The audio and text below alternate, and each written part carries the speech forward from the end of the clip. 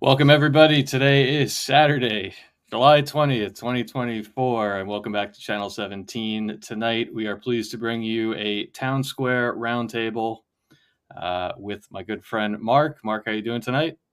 I am doing just wonderfully and hysterically after seeing that little cartoon.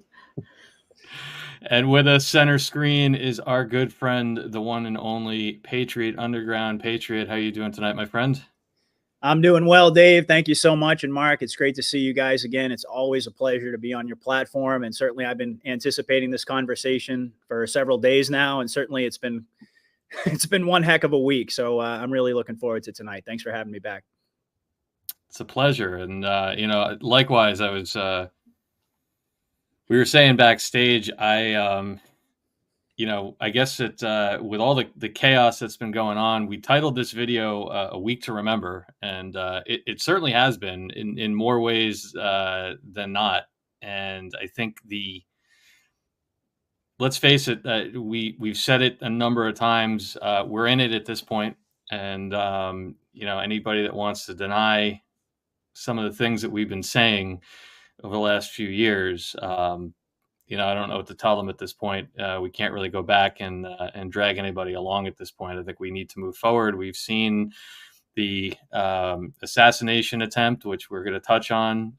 We've seen a week of really insane, but good in a good way, comms, and a very clear ramping up of the mainstream media exposure operation. I think we're going to touch on that as well. It was very clear to people watching that since that stage debate that we saw with the fake president a few weeks ago, there's been a clear shift in the media narrative and the way that, and a very obvious concerted effort by the white hat media and their surrogates on the Trump side to really, really point out to the American public what we've known for a long time. And that's just how criminally contempt the mainstream media is in this country for keeping things from the public. And it's certainly the stage of the operation now where we're starting to have the normies see that as well.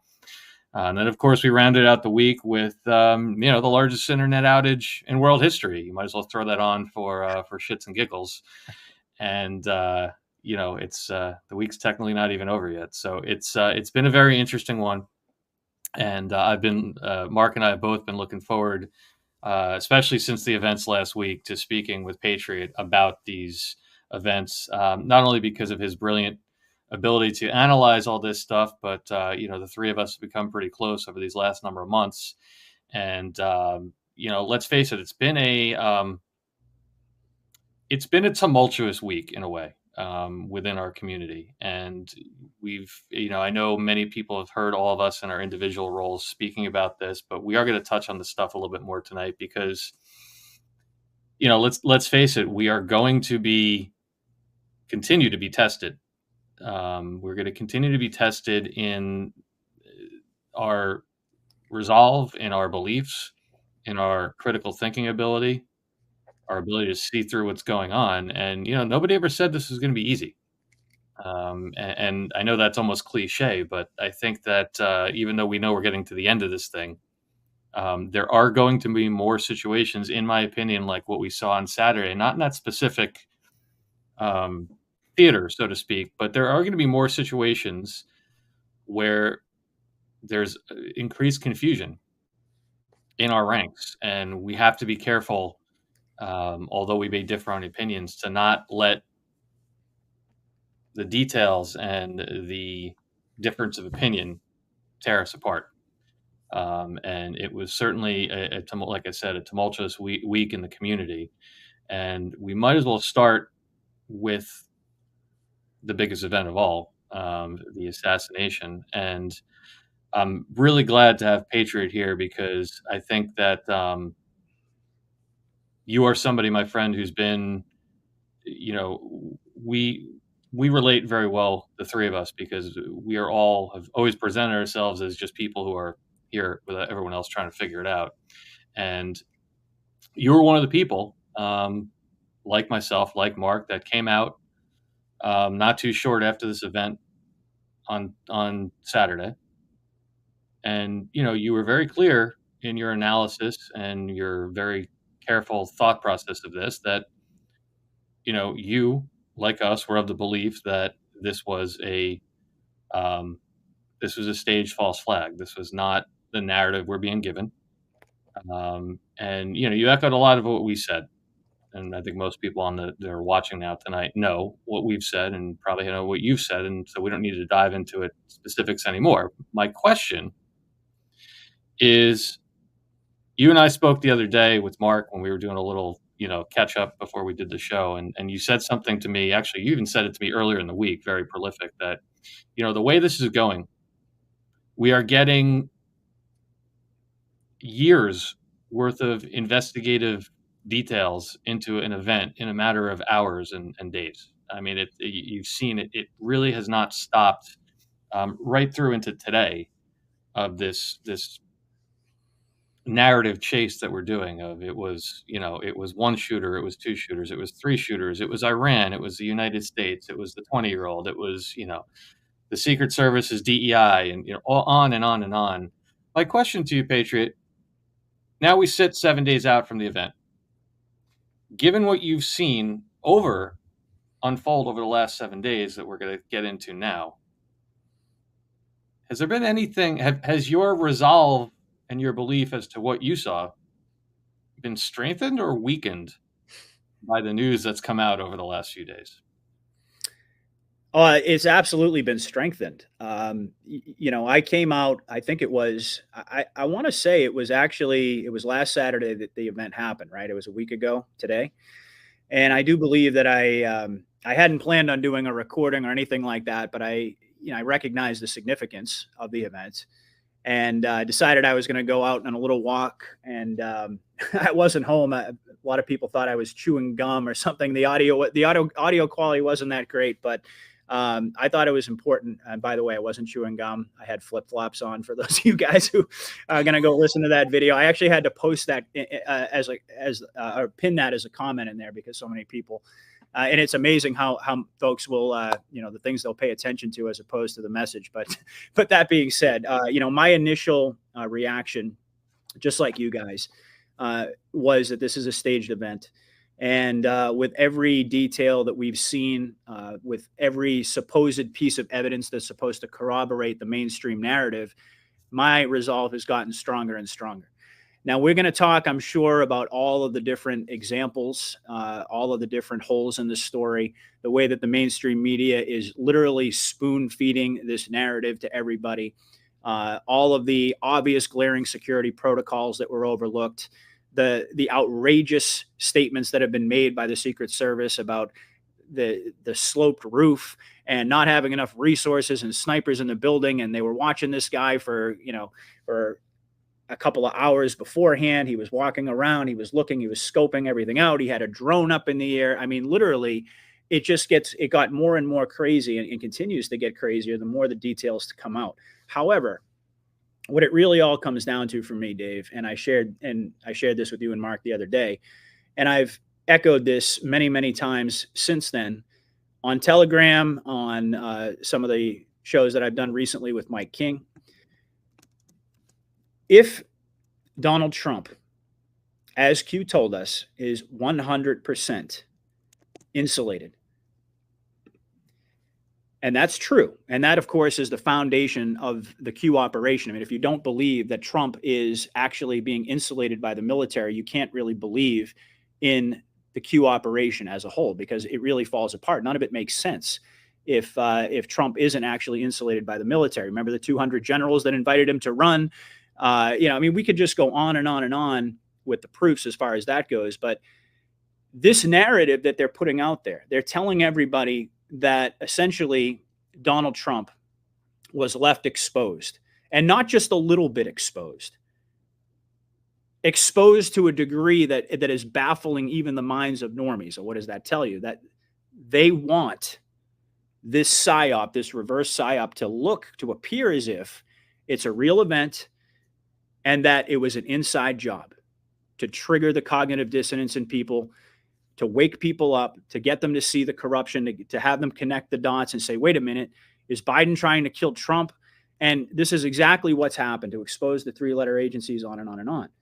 But the point here I'm making is that you can't have the narrative that Trump is 100% insulated by the military. And by the way, Q, I think, used that exact phrase in 4 different Q posts. One of them actually happened to be it referenced false flags in the post itself. That narrative can't be true at the same time as the narrative that Trump was left exposed so that a 20-year-old sniper, or whoever this guy is, this Crooks character, could crawl up on a roof and lay down and take a shot at him. The narrative that the mainstream media, or just the mainstream storyline, you could even say, does not jive with the foundation of the Q drops. And so for me, that was like the instant that this happened. And I had remembered seeing other posts talking about, I mean, we all remembered Tucker Carlson predicting that they would take a shot at Trump. If I'm not mistaken, I think maybe Joe Rogan had made similar statements. I could be mistaken about that, but I seem to remember him making those types of statements. I also read a post by Q, the Storm Writer, who had talked about a fake assassination attempt, and you would know it was fake because Trump would actually survive it. So, of course, all of these things immediately came rushing into my head. And before I even had all of the details that would come subsequently in the days that followed, I knew just instinctively and intuitively that this has to be a staged event, because the two, like I said to you guys, the two narratives cannot coexist and both be true. And I've gotten a lot of flack for coming out and saying that. I know you guys have as well. I certainly know, I'm not personally connected with Derek Johnson, but I know he's got a lot of flack. Certainly Michael Jaco came out initially and said it was staged. From what I understand, although I haven't seen it, he's since kind of backpedaling a little bit because of all of the heat that he's taking. But quite frankly, I'm very comfortable in my position. I've gotten more and more solid, actually, as the days have gone on. Now, I did say, with respect to this supposed victim, that, and certainly for Trump himself, like, let's just say hypothetically that this was a real event, the last thing I would want to do would be to disrespect the memory of a dead bystander, or certainly the president and what he had to go through and all that sort of thing. So I tempered my analysis with that, and I just said, I'm not going to come out right out the gate and make that assertion that nobody died. However, my suspicion is, and then I went on from there. And I certainly also referenced, as you guys are intimately aware with this article by now, and we can thank Mike King once again for bringing this to our attention, that Newsweek article that I keep hammering, that actually, if you go and you read the 28 pages of it, and it takes a little bit of time, but if you actually take the time and you read it, it explains exactly how military intelligence can run these types of operations and the manpower that they have available to them. And honestly, even though I hadn't initially thought, because my initial reaction to this was, yes, this is definitely a staged assassination attempt, I've since taken it a step further to believing, or at least suspecting, that this entire rally could have been staged. When you have a secret 60,000 person army at your disposal, and this article came out in 2021. We can only imagine, is that number actually accurate? I would tend to to suggest to folks that it's probably a much higher number, the amount of operatives that they have. And we've seen these types of false flags run over and over and over again, and it's always the same basic pattern. They know how to create the footage of chaos. They know how to create the footage of blood and guts and dead bystanders. They know how to cover all their bases to make sure that they have witnesses, and they have family members, and they have friends, and all of these people who can vouch that this person is actually a real individual, and so forth. And that's what a lot of folks get caught up on, because they think to themselves, there's no possible way that they could pull that off. Well, I got news for you. Go and read this article. And it talks about exactly that. They can create entirely false identities. I mean, forget about the deep fake mask for a moment, and the fingerprints with the oil and the skin and all of the stuff that the article gets into. They have the ability to wholesale create not just one fake identity, but literally like an entire network of people that supposedly know each other, interconnected in the communities and so on and so forth. These are essentially white hat, if you want to call them that, white hat sleeper cells that can be activated to pull off an operation like this. Now, obviously, if you're watching Fox News and if you're watching certainly the mainstream media, and Mike King made a great point about this, is that a lot of time when a big event happens and it triggers that emotional response, people then immediately start reverting back to mainstream sources to get their information. Because that's exactly what the false flags are designed to do. They're designed to trigger that emotional response that bypasses logic and reason to get you to buy into that narrative. And I think that's clearly the intention of the white hats. But, it's almost like there's two separate conversations here. There's one pertaining to all the normies out there and how they're perceiving this situation. And as far as I'm concerned, it's going beautifully, in terms of them buying into this narrative.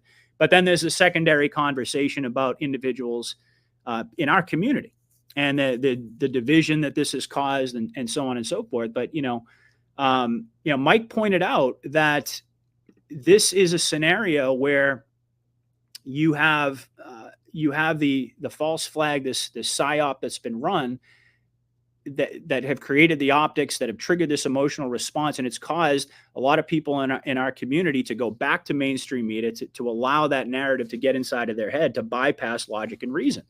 And this is one of the things that I posted about on my Telegram channel when I was getting so much flack about this. And I'll just briefly share a couple of things that I had put in that post. I asked, how many times did Q tell us to think logically?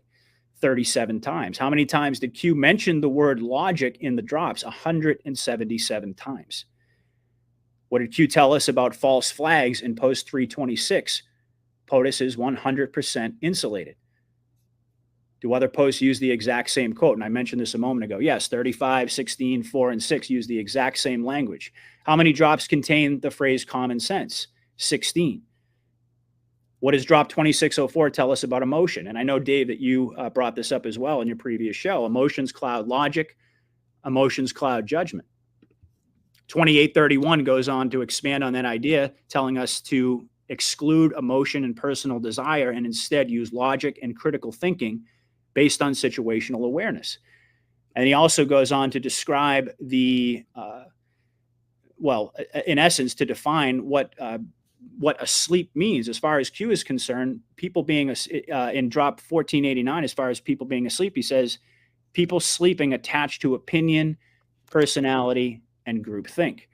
And so I brought all of these to the fore for my audience to remind everybody out there that these types of events are designed to do exactly what they've done, even within our own community.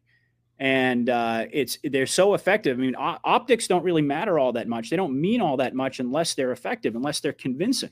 There has to be these different elements to it. And there's so many people getting hung up on these details and saying, well, there's no possible way that they could have done this. There's no possible way that they could have faked this. And I actually, I'm at peace where I'm at with, to answer your question, Dave, I'm 100% at peace. My position is as strengthened as the days have gone on. And I'm in full agreement with another thing that Mike King said, which is it doesn't really matter. Even if we had 100%, I don't know if he actually phrased it this way, but I'll put it this way. Even if 100% of the people in our community all agreed unanimously that this was a staged event or a staged rally or a staged assassination attempt, however you want to phrase it, it wouldn't change the fact that 95% of the general public would never believe that. So we can sit here and we can talk about it all day long. And even if we were unanimous about it and we put it out there, the normies wouldn't believe it anyway. And they're not supposed to. That's the whole point. With other false flags like 9/11 and Sandy Hook and all of these other mass shootings that we've seen, I feel much more of a compulsion to try to argue my case and to prove to people, I guess you could say, to try to red pill people that this is actually what happened. In this case, it's honestly even more effective of a psyop if people in our own community believe that this was a real event. However, having said that, as an anon like you, who's been in the game now for a while and had these, all of these experiences that we've shared with our audience, it is a little bit surprising that so many people have sort of fallen off the wagon, if you will. And as I put it, I'll go back to where I started, and I'll end with this. If anybody can explain to me how you can simultaneously say that you believe in the Q drops and the Q operation and that you trust the plan, and at the same time make the claim that this was a real event, because those two things, they just simply do not jive. And it's okay, but it's all good. I'm not upset with people. I'm not angry about it. People can believe whatever they want to believe. It's all good. I think it's kind of comical in a sense, because the more details that come out, there was the one that everybody thought was going to be just the mic drop moment where the bullet appears to have grazed Trump's ear, and I'm sure we'll talk about that in some more detail. But even that on its face, as far as I'm concerned, is entirely ridiculous. An AR round, the kinetic force of an AR round, would absolutely have shredded his ear. I mean, this man's 80 years old. He comes out with a square bandage on it one day, and then the very next day goes golfing, makes jokes about it, saying that the difference between him and the shooter is that he doesn't miss. Now he's got a flesh-colored bandage on it. Yeah, we've got the shot, not just heard around the world, but apparently seen around the world as well, according to this. And by the way, it was supposedly the same photographer, right? We all heard about that yep. Kind of eerie connection there. This is just insane to me. And again, I don't want to create a sort of a debate with people about it. I haven't really been debating with folks. I've just been saying, listen, if you want to believe it, then you go right ahead and believe it. But I just think more and more, Trump, he didn't. There's the Secret Service ladies, right? The central casting. I mean, look at these ladies. They look like the school lunch ladies, and they don't know how to holster their weapons. There's another video that I saw where it looks like the military guys in fatigues with their rifles are waiting for their cue to run around the other side of that truck right there as soon as the vehicle carrying the president passes a certain point. I'm pretty sure that you can't be overweight to be a body. Guys, this is literally the most coveted security position arguably on earth. Right. I can't think of a more important position if you are in law enforcement, military, etc. Right. We really see, I guess Patriot. Well, sorry, I have to say something about this one, because this is where I really go ahead. You're right. And by the way, you're, as usual, spot on everything you just said. Your analysis is brilliant. But you got to look at this and just stop for a second and not. And again, I agree with you. We're not here. No one is here to try to tell anybody what to believe. We are here presenting our opinions and the way we see it and the holes we see. And then if people feel like we're lobbying for something, well, that's not what we do here. No. But this woman is about 5'5", 5'4", maybe. She's overweight. I guess where I run into. And I agree. I have certainly vented quite a bit on my Telegram channel. And if you go back and read what I'm saying, I'm not criticizing people specifically. I'm saying I don't understand how some people who have been, and I don't even mean people in my community, just in general, how some people who have been so spot on that I've learned from, that trained me in some cases, they don't have to come out and say, look, this is all staged. We don't have to agree on that. But what I'm wondering is why there are people going around, for example, let's forget for a minute who did this, right? Because that's a sore subject for people. But something like what's on the screen here, right? There are a lot of people out there that are right now, and I don't mean mainstream, I mean people, patriots, truthers, people in the alternative media community that are screaming about the failure of the Secret Service. Right. And Patriot, this is going to go directly into what we spoke about the other day, which is what are the downstream effects if this was completely real, if there was a breach in security, right? Well, there are people that are saying, are railing on the Secret Service because they're taking that mainstream narrative, right? Even if it was a real shooting. Right, again, what I'm about to discuss has nothing to do with whether it's real or staged. But this, people believe that Donald Trump, that our global, worldwide military alliance, if you believe that, or even if you don't, the same people that are screaming for 3 years about Donald Trump still being the commander in chief, are we supposed to believe that? Are we supposed to believe that the military allowed this woman at 5'5" to be one of the 5 primary protectors of somebody who is 6'3"? Mm-hmm. It's so, in other words, it's not even so much whether who did it, who staged it, and we'll talk about that. But some of the stuff they're putting out there, and I know you've spoken about this, Patriot, it's so ridiculous on its face. In other words, to even be discussing, and I guess we could focus for a minute on the Secret Service, to even be discussing the Secret Service and the director and all these other things means you have to completely throw continuity of government out the window. That's right. It as you have said to me, both cannot coexist. So I think my question to other people that are falling into this narrative is don't just break it down to, well, the white hats did it or the black hats did it. I understand there are people that have different feelings about that, and that's okay. But I do wonder why there's not more people questioning some of the things that are, frankly, this image to me is as laughable as a Saudi Arabian passport making it through a building in the World Trade Center and not burning in a 2,000-degree fire. Yep. So, I guess my question to both you guys would be, with some of these narratives coming out, I mean, I think that's another good road to go down, Patriot, is let's analyze what are some of the downstream effects. If this entire narrative, and the whole thing is true, what are some of the downstream effects? And I want to throw one more thing up on the screen before we hop into that, which is the perimeter that we were given. And I want to thank my good friend Joe Rambo, Brainstorm Joe over on X. He had this on his podcast, and he did a great analysis of this. We are told, first of all, just you got to laugh your face off that there's a Pac-Man on the screen, right? That red line, it's Pac-Man, guys. All right, let's put that aside for a minute. We're told that, and I'm going somewhere with this. So first off, we're told that it was the Secret Service protecting Trump, which we know to not be true.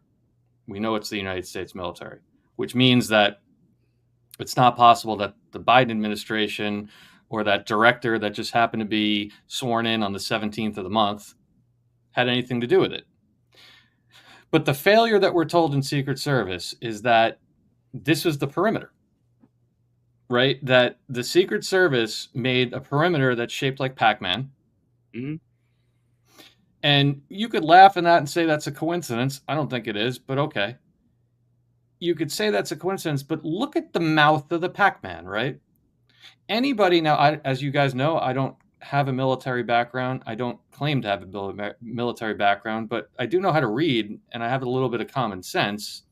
And anybody will tell you is after you secure the inner area, like where the people are, the most vulnerable position for a public speaker or a president is from the high ground, right? In any war, the high ground is the most important thing. Mm-hmm. So these buildings, we are told, and I don't know if you can read this where I have my mouse, it says excluded from security bubble. So in other words, we want to believe that that the Secret Service is protecting Trump, not the military. And the people that are identified this security perimeter, and they left the mouth of the Pac-Man, which is where the building is, which is the most obvious place to put a sniper. They left that area to the local police. And that's why they didn't see a 20-year-old kid with an AR-15 and a stepladder scaling a building. And on top of the fact that, that's the other thing. They're basically coming out and saying, yeah, we did. We saw the guy, but we were waiting for him to, we were watching him. We were waiting to see what he was doing. I mean, there's been so many. You're absolutely right. But I just want to insert that. But go ahead, Dave. Oh my God. I got to thank Debbie Lynn. Debbie Lynn P. just pointed out. I didn't even realize it. Yeah, Pac-Man's got an eye, too. Look at the red dot. Yep. They literally put the eye of Pac-Man on here, too. I just realized that. Yeah. So, you and I have spoken about that, and Mark, Patriot, some of the downstream effects. In other words, what if we are, and let's, again, for a minute, forget about who actually initiated the event, although I think we all have our opinions on that, but the narrative that it was the Secret Service protecting Trump and not the military.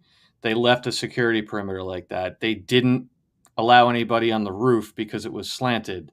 They knew about it beforehand. The most laughable one is that the Secret Service did not have a shoot to kill order. They had to wait. They were told they had to wait for clearance before they could take a shot. We are told that there are now, 3 shooters, and we are told all these different things. And what does that mean if those things are true for what most of this audience believes about continuity of government? I mean, in other words, if everything the mainstream media is telling us about who controlled this, who protected him, all the security failures, what does that mean becomes untrue for our movement, for the Q operation? Mark, go ahead. Go ahead, Mark. Yeah, before we get to that, there were 3 things that Patriot addressed that I want to go back to. Our combined audiences have proven that they're not asleep and that they get a lot of what's going on. And constantly, whenever people watch speeches, they watch rallies, et cetera, everybody's always commenting, oh, that's not Trump. He's got different hair. It's not Trump. He's not wearing a tie. This, that, or the other. He's shorter. He's heavier. Is this, that, or the other. So people already have it in their heads that this isn't Trump that we're watching when you get to these situations. So you go back to the Q drops about him being insulated. I think people already have put 2 and 2 together. This is not Donald Trump that we're dealing with. So there's stage number 1. Donald Trump has been recognized even above P.T. Barnum as the greatest showman. The strange thing about last week, for the first time, all the mainstream media outlets were there. Why Butler, Pennsylvania? Why were they all there? Okay.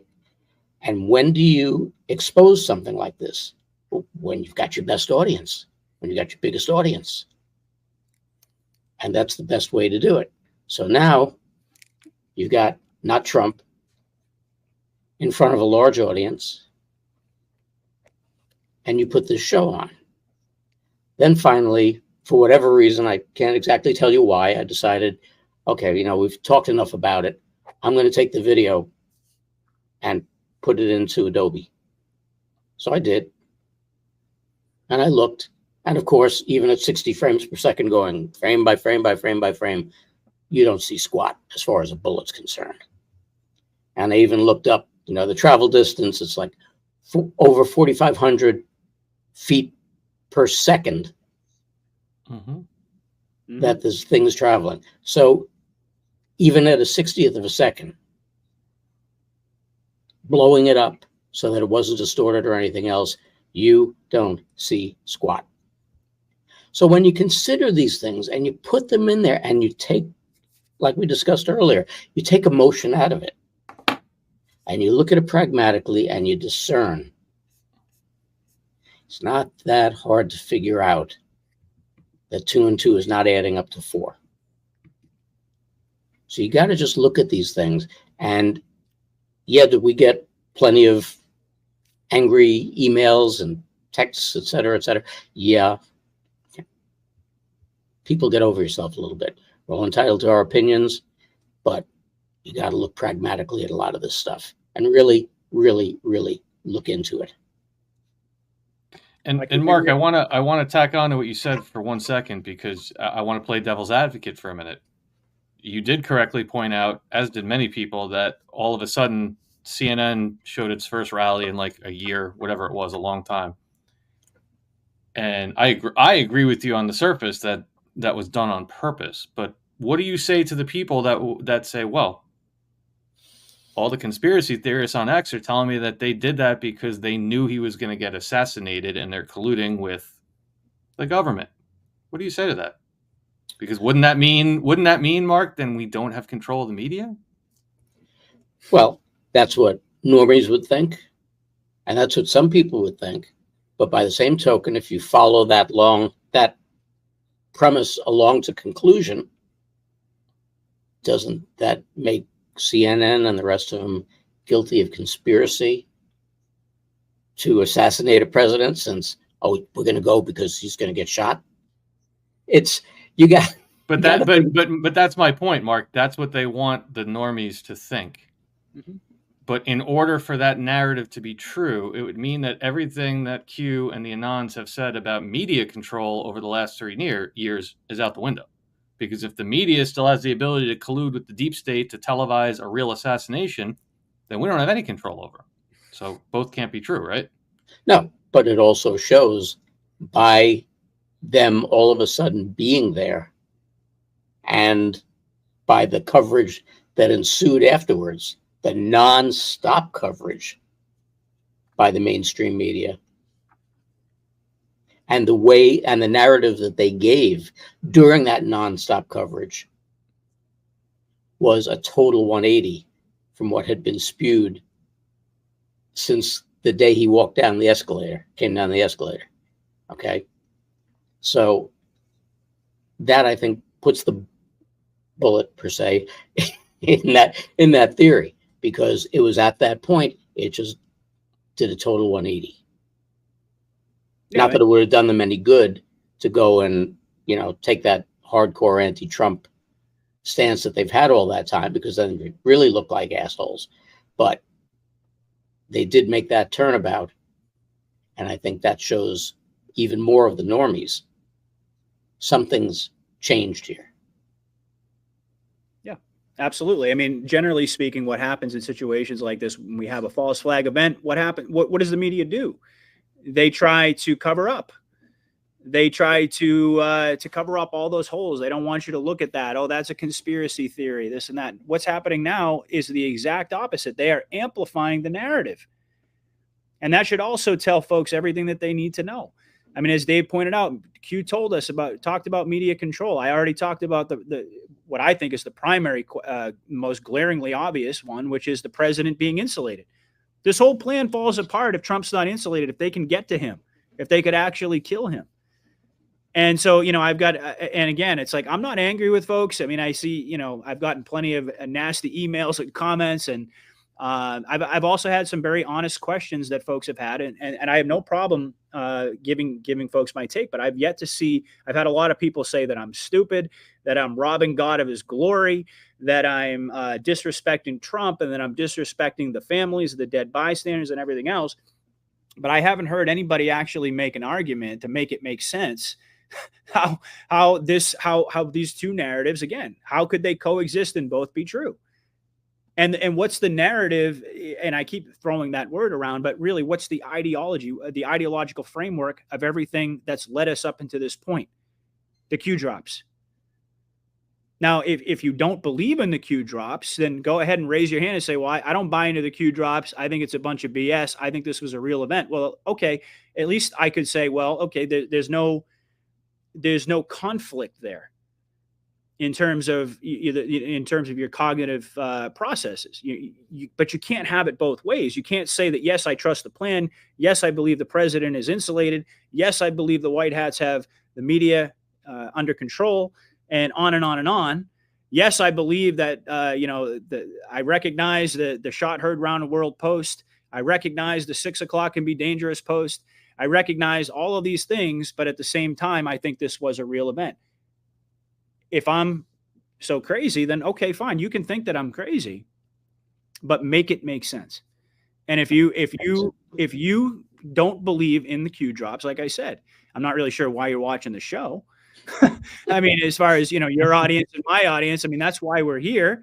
But if you don't believe in the Q drops, you're just a normie out there. It's a non-issue. But if you say that you do, and you want to pick apart my logic, again, that's why I pointed out the stuff that Q told us about logic and critical thinking, avoiding groupthink. That's why I referenced how emotion can cloud judgment and emotion can cloud reason, all these things that Q told us. Why do you think that Q reminded us of these things over and over and over and over again? Why is it that Q mentioned movie 34 times in the Q drops and drop 34? We all know what that one says. And we could go on and on and on. And I'm sure there are other things as well. I mean, it just doesn't make any sense. And even going back to just the general narrative here, there's a couple other things just to remind folks of. And these were things that, credit to Michael Jaco for being one of the first ones to point them out, along with Derek Johnson. If this was a real situation and somebody took a shot at Trump and they just narrowly missed blowing his head off, they would have gotten that man off of that stage so fast you wouldn't have even been able to see him. Talk about something you can't see. I mean, it would have been a blur. Instead, he's saying, give me my shoes, give me my shoes, give me my shoes. And I know, Dave, you talked about this with your audience again a couple of days before. It was like 48 hours before, coming soon, a picture of Trump's shoes. Did he fall out of his shoes? Did he get blown out of his shoes? I mean, what was that all about? And then he gets his shoes and he says, no. And he's like, no. And then he stands up and he has the iconic fist bump in the air, fight, fight, fight. We all know that's yet another reference to the Q drops. They would have gotten that guy out of there so fast, it would have made your head spin. Okay. And then, people are saying, and I've heard some people try to make the argument, well, they had already neutralized the shooter at that point. So, maybe they didn't feel the sense of urgency to get him out of there. Really? So they missed one shooter, apparently, who almost blew the president's head off. How would they then not know, or how would they know, I should say, that there isn't a second shooter, a third shooter, a freaking bomb somewhere for all we know? I mean, they would have gotten him out of there instantly. Instead, we got this iconic photo op that's going to live throughout the annals of history. And I fully acknowledge that. But, that's just something else to kind of throw in the mix. So to go back to your question, Dave, what are the long-term implications here, the downstream implications, as you talked about? It's exactly that. You can't have your cake and eat it too. I mean, you can. I mean, whatever. I'm not telling people. I'm just giving you my opinion. I'm not giving people instructions. Okay. You can go on believing whatever you want. Like I said, it doesn't matter one way or another what you believe, because in the end, nothing can stop what's coming.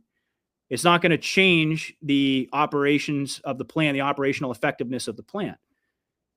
And, so that's something, and I also love the conversation. I actually screen capped it and I shared it with my audience as well, where Mike talked about the end not being for everyone, or the end is not for everyone. What does that really mean? Well, I think we're experiencing that right now inside of our own community, that the end is not for everyone. Translation: the end will not be understood by everyone, will not be necessarily recognized by everyone as being a movie, as being part of the show that we're watching. And again, I go back to that Newsweek article that fleshes it all out there. It explains exactly how they have not how they would specifically plan an operation like this, but it proves that they have the resources to do it. If they're inclined to do something like that, they can do it.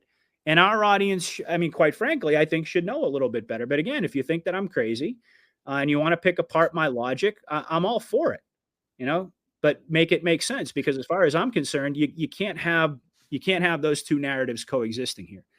And so that, that's the conversation within the confines of our community. Out in the broader context, it's actually a good thing that most people think that this is a real event, because if they didn't think it was a real event, if most people thought that this was staged and they actually believe what we believe or are pointing out right now, it wouldn't be nearly as effective as a PSYOP. And one of the things we also talked about the other day when we were on the phone, why does the deep state run these types of why historically have they run these false flag PSYOP operations? Well, we all know it was to advance their agenda, but how did they actually do it? They always have the emotional trigger to get people to bypass logic and reason. It's scientifically proven.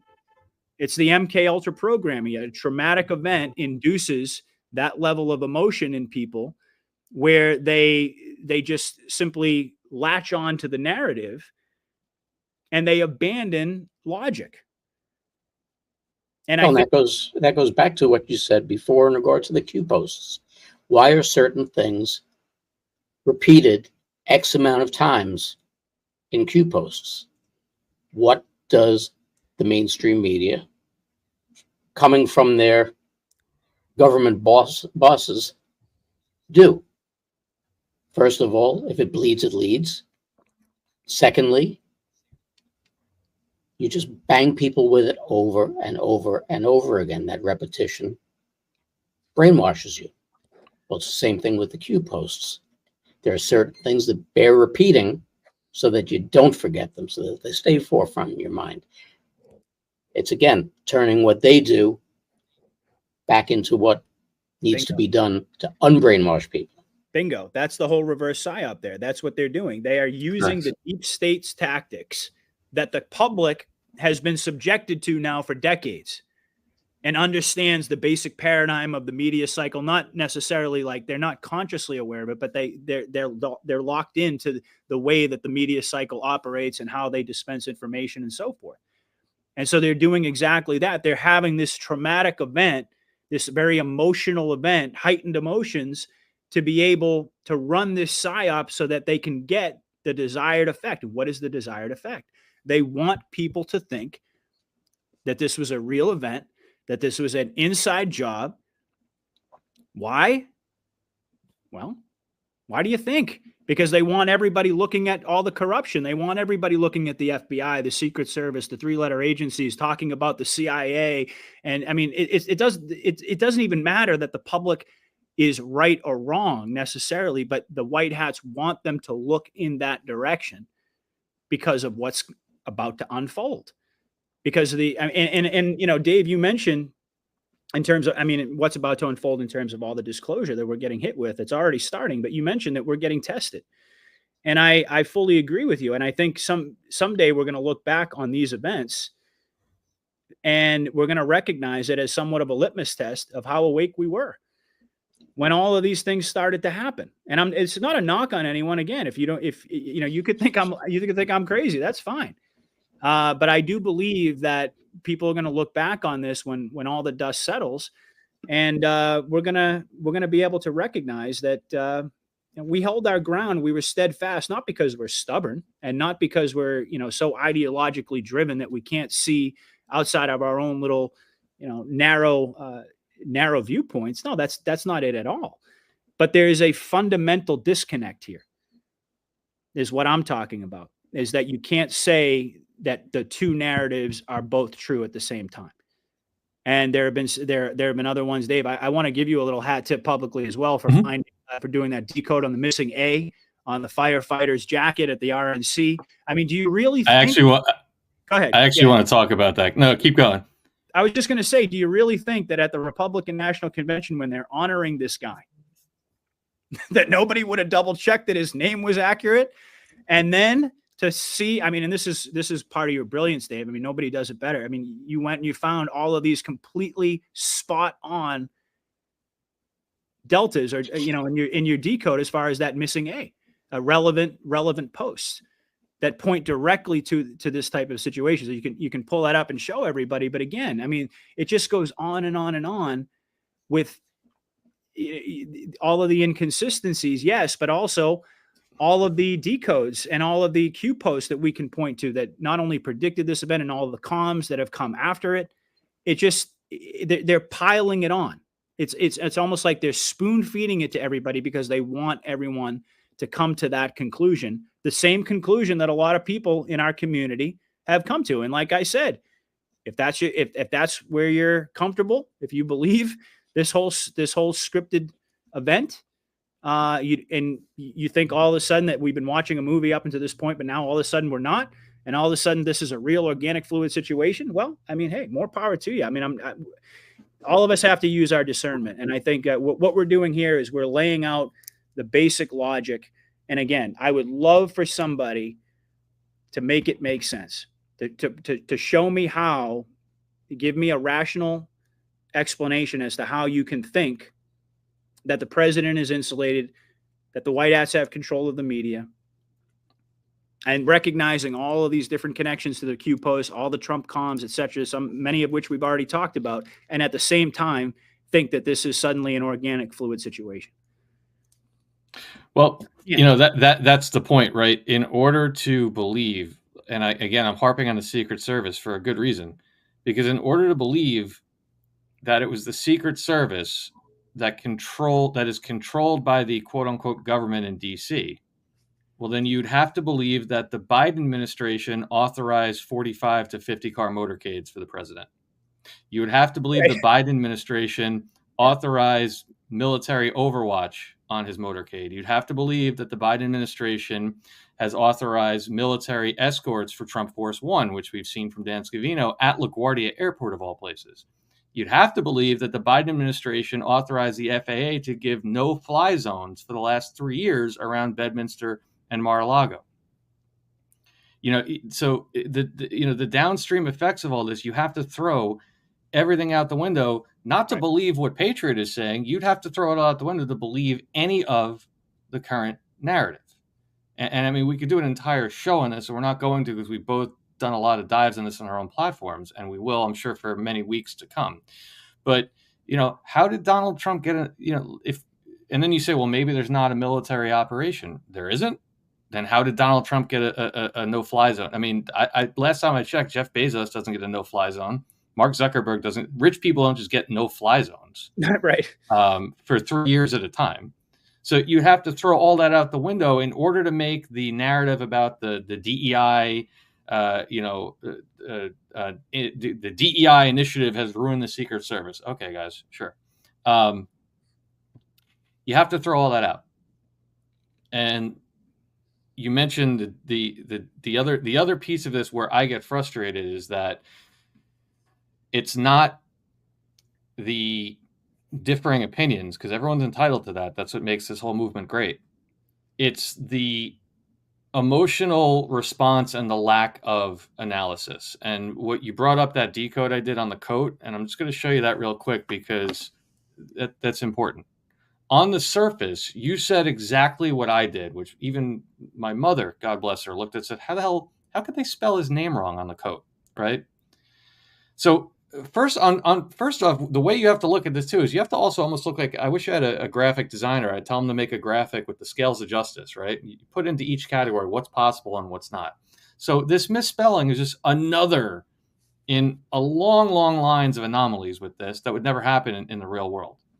But where I get frustrated, so I did this decode, I put this up, and there's a missing A, right? It's not comparatory, it's comparatory. There's an A between the R and the T. And we know from Q, when Q tells us misspellings matter. And typically, you would take the missing letter and you would look for that in kill brackets, which is the brackets that look like this. And what do you get? Closing act. Closing act. What did they finish that? And we're going to talk about the RNC convention as well. Closing act. What did they finish the RNC with? It was an opera, wasn't it? Wasn't it Nessun Dorma? Yeah. Wasn't that the closing act to the movie The Sum of All Fears, which is also in the Q drops, which is all about the deep state getting taken out? Mm-hmm. And it's interesting that when you also look for more places of it, you get this. You get drop. I cut off the drop number, but you get the idea. And you just can read through this whole thing. But some of the things I boxed off: learn to distinguish between relevant and non-relevant news. Disinformation is real. Disinformation is necessary. The A is up there in the red right there. Okay? Everything stated is relevant. Everything. There is an active war on your mind. Be prepared. Operations are underway. Operators are active. Okay? You can't deny this stuff. But where I get frustrated, Patriot, was my Twitter account especially, or my X account, I should say, immediately blew up. Because at first, and this is where I get frustrated, it's not the differing opinion. It's kind of where people have lack of thought. People in this movement who are, and I've said it a million times before people think I'm railing on the audience, I've said it a million times, that anybody that watches Patriot Underground or Channel 17 or any of these other podcasts and follows Q, you are hands down the most intelligent people in the world in my book, period. I've always said that. So I guess maybe I hold people to a higher standard. Sure. It's the lack of the critical thinking process. So at first this came out and immediately, I guess a lot of people caught it watching the convention. And at first, He said there was no report from no explanation from the fire department on why that happened. And then I got crushed by people telling me another report came and they said, no. We always got an explanation for everything. They only allow 10 letters on the back of the jacket. And I said, and thank you to all the firefighters' families in the chat that said, no, I have a friend. That's how they identify people. It's a million different reasons. But again, I guess maybe it's not good to attack somebody that used to be involved in printing and sourcing of products, because it took me about 4 minutes to go online and find this. And this is not bulk printing like you'd get at a firehouse. But if you look at the bottom, for an extra $15, you can get 11 letters on there. And this is not custom. Custom, you can do many more letters, right? Because you're ordering a lot of them at a time. But it was the regurgitation of the narrative where people almost take it to say, I don't like what Patriot said, and I don't agree with it, so I'm going to go read what the news told me about those letters, and I'm going to just tell you, no, I can't. It's frustrating. But people want to believe it. That's part of it, I mean, and not to jump on you, Dave, there, but just really quickly, part of this whole thing too, I think, is the storyline is very different from all the other false flags that we've seen, right? The emotional trigger is very different from all the other false flags that we've seen. In this case, with people inside of our own community, a lot of people want to believe that it was divine intervention. Okay. And that's another one that I've gotten a big hit on as well. Like I mentioned before, you're robbing God of his glory. I actually had somebody say that to me. I'm like, wow, I didn't think that I was that important that I could rob God of his glory, but okay. But I think what it is that people want, we've all seen the graphic of, how he turned his head at the very last second. I mean, it's been like, it's been playing constantly. And I think the idea of a hand of God moment. And I think this is very interesting because some of the same individuals, and I'm not going to mention any names, within our community who have for a very long time been talking about eventually we're going to have a Red Sea moment or a hand of God moment, a moment where it just becomes so clear that only God could have stopped this from happening, right? And now apparently we've had that moment. How did they know? How did they know that we were going to have this hand of God moment? And so, again, what I'm suggesting here is that, yes, I mean, first of all, let me just state what I think should be obvious certainly to my audience and to yours as well, even. But the reality of the matter is that the hand of God moment is the fact that we're even here right now. The Q operation, the fact that Trump came along and that the military enacted this whole operation and started planning it decades ago. I've said many times that this is God's plan that's being manifested by all of us, the military civilian alliance, but that this is God's plan. And I also believe, and I've said many times, that there have been some very real attempts on Trump's life that he survived. So if you want to call that a hand of God moment or divine intervention, I have no problem with that, right? So I'm not taking that off of the table. I'm not discounting God in this whole process. That's the other thing that I think is it's triggering a lot of people, because the narrative going around is, and Trump is of course saying it himself, to sell the storyline that I wouldn't be here except for the grace of God or by the hand of God and so forth. And there are a lot of people, excellent people in our community, wonderful people who are deeply religious, deeply spiritual people, and they just eat that up. And they're not, and that's enough to get them once again to hit the pause button on logic, reason, and common sense, and to not ask these very basic questions. So they want to believe it. We see the iconic picture of Trump pumping his fist in the air and so forth. The folklore around the storyline. It's also, I think, part and parcel of why, like you were talking about, your frustration, Dave, is the lack of critical thinking, and this is exactly what I was talking about. When you get really emotional, what happens? You stop thinking critically. Yep. There are very few people who can, who can walk and chew that gum at the same time. And when you're in a heightened emotional state, it activates certain parts of your brain. at the expense of others. And that's exactly, so that's what I'm saying. That's where this is, I think, in my opinion, that's where a lot of this is coming from.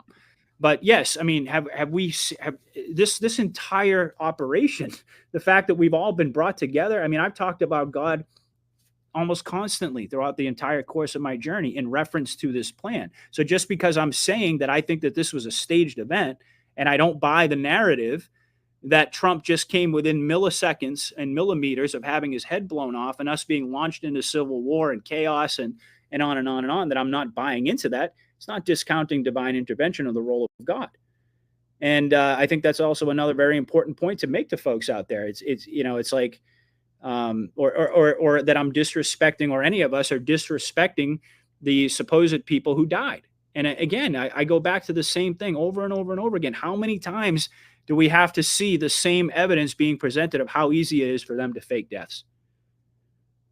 And inside of Patriot, people would get it by now. But, in this well, situation, you said something. I'm sorry, go ahead. No, I was done. Go ahead. Yeah.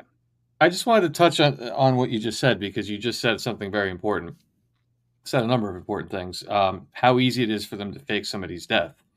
And I'm just going to put it up on the screen while we're talking about this. And I just want to remind people this, because another thing that you said that was such a key concept to understand is the use of emotion. And I did have a number of people say, well, I don't understand. If the White Hats did this, why would they stage somebody dying? And you just explained it. It's actually, when you put a screw in a wall, can you take it out with a hammer? No, you need a screwdriver. You need the same tool to take it back out, right? And you said it before so brilliantly. They are using that same frog in the pot on a little bit more of an accelerated scale, yep, to undo this. And had they not had somebody die, optically, in our belief, doesn't matter what, but if you were staging this, you actually would need to have someone to die, because you need that martyr to sell this story. That's right. You also need the weapon against the left. Guys, why had you hear about all the conspiracy theories? Like Mike King pointed out brilliantly, they pinned it on the left this time. There was some people on the left saying, well, Trump staged this to get mercy from people, to get sympathy. And that got shut down like that. Why? Because someone died. Or at least they're told somebody died. Mm-hmm. The same reason Sandy Hook never came out, and 9/11 never came out, and the Boston bombing never came out, is the reason that the left didn't have the ability in this to look at this and say, well, look at that photo, which we all did. The photo's too perfect. The fist is too perfect. The blood, it's too perfect. Yes. And if I'm running a psychological operation, how do I stop the people with TDS from going out on the internet and starting that rumor? I have someone die. Mm-hmm. It shuts them down the same way it shut us down for 9/11, and it shut us down for Sandy Hook, and it shut us down. It's the weapon against the dissenters and the people that are out there that still have influence over guys like the Harry Sissions and these other clowns on X that are paid operatives from getting in and starting the rumor that it was staged for political gain. Notice that hasn't gone anywhere since Monday or Tuesday. It hasn't gone anywhere. Why? Because now we, or at least not us, but the Fox News Republicans and the less awakened people, can pounce on them and say, how dare you say that a firefighter died? And how convenient it happened to be a firefighter too. That adds to the emotion. Of course. That's why you would do it. And I want to add one more thing kind of just to cap this off, and then we can kind of shift gears if you guys feel like, unless we have anything else we want to touch on for this. I'm just going to put this up on the screen while I talk without the sound. And I put this up. This is a demonstration of what's called a blood squib, SQUIB. And it is basically how you would show in a movie. This is movie actors on how they would make it look like somebody's getting shot. And I say that because I need to address something to some of the people that have, we have a lot of operators coming in that are trying to stir up trouble with this narrative, but there are some people that are legitimately claiming. I did have one person reach out to me and said that they said their cousin graduated 20 years ago with the guy that died. That's entirely possible. The name could be a real identity. Okay. Like Patriot said, read that article about the secret army, and they explain to you how all this stuff works, how they can they can use fake identities, they can hijack identities. But a number of people said, well, I don't understand. I knew someone was there and they saw this. And I'm showing this video because first and foremost, guys, you could be sitting on the lap of somebody that has a blood squib and you wouldn't know that it wasn't a real shooting. I mean, look how realistic this looks. Okay. To us, it might not because it's being demonstrated, but you wouldn't even know. Secondly, Patriot, you brought up the secret army of 60,000, and I've posted that probably 6 times on my Telegram channel this week. It's probably pissing some people off at this point. Yeah, I'm hearing it. But to it. me, that might be, we talk about the different documentaries and what's the greatest red pill documentary and Janet Osabard and all these other things. To me, this is arguably the most important article that any Anon could read at this stage of the game, period. 100%. Any. And you can go to Patriot Underground's channel. He did videos with Mike King about that. You can go to our channel, or again, you can just go to our Telegram channel, or you can even just go on Google if you want to use that thing and say Newsweek 60,000 Secret Army. Please take a minute to read this, because your mind will be absolutely blown when you understand what could be done. And to the people that say they knew someone was there or they knew someone that knew the guy, I gotta break it to everybody watching this right now. If your husband that lives in your house, or your wife, or your child, or your best friend, or anyone you know was in this secret army, you'd never, ever, ever know about it. Period. So to say I knew somebody or my friend knew him, yeah, your friend could have known the guy. And if your friend knew the guy or your friend was the guy, he's not going to know any more than the guy's wife is going to know. That's how it works. It is so ridiculously compartmentalized that you could be staring at your husband or wife at the rally behind Trump playing a Secret Service agent, and when he comes home, you'd never know it. That's right. And it's very important to know when you have people that are coming in, going back to what we showed when Patriot was speaking before at Q Drop, that talks about there is a war for your mind. This is a war for your mind on both sides. And so everything that we think to be real, if we haven't figured it out yet as a collective, that everything we thought we knew, every belief system we had, everything we thought that we understood the way things work has gone completely out the window in the last 4 to 8 years, depending on who you are. And it's just, and I say that not because I'm trying to be right about this. I really don't, like Patriot said, I don't care. The attacks are going to happen whether we take this stance or not. So might as well have a reason to get attacked. Yeah. But I say it more so, not for this, because we could beat this to death. And I'm Patriot, Mark and I know could sit here for 6 hours and do an amazing show on this, and we'd probably all enjoy it. But it's more so going forward, because I think that we are going to see things realistically over the next months, even depending on how long this goes. But even I think after the fact, because after the fact that we get through maybe the flip of this, as we're all looking for, just with some of the things that are going to come out with new technologies and with new systems and with, disclosure of our true history and disclosure of true health and everything else, like we got to be ready to be open to anything, because I do believe that especially as we go through these next few months, there are going to be more events that are going to really challenge what we all believe to be true and what we all believe to be possible. And we can all agree to disagree on these things. And overall, like I said, I'm looking at the chat, overall, I think for the most part, it hasn't been as bad as it could be with people arguing about this. But I just say, I put that out there more so not about the assassination, but about what I think we're going to see in the coming months. And just to realize that we don't know anything. The Q tells us that 80% of this operation is covert, 20% is public. And if you go back and read that drop, it doesn't say that 80% is covert and you're going to find out in a week after it happens. It just says 80% covert, 20% public, or it might say 80% dark. I don't remember. I think it's covert, whatever. Mm-hmm.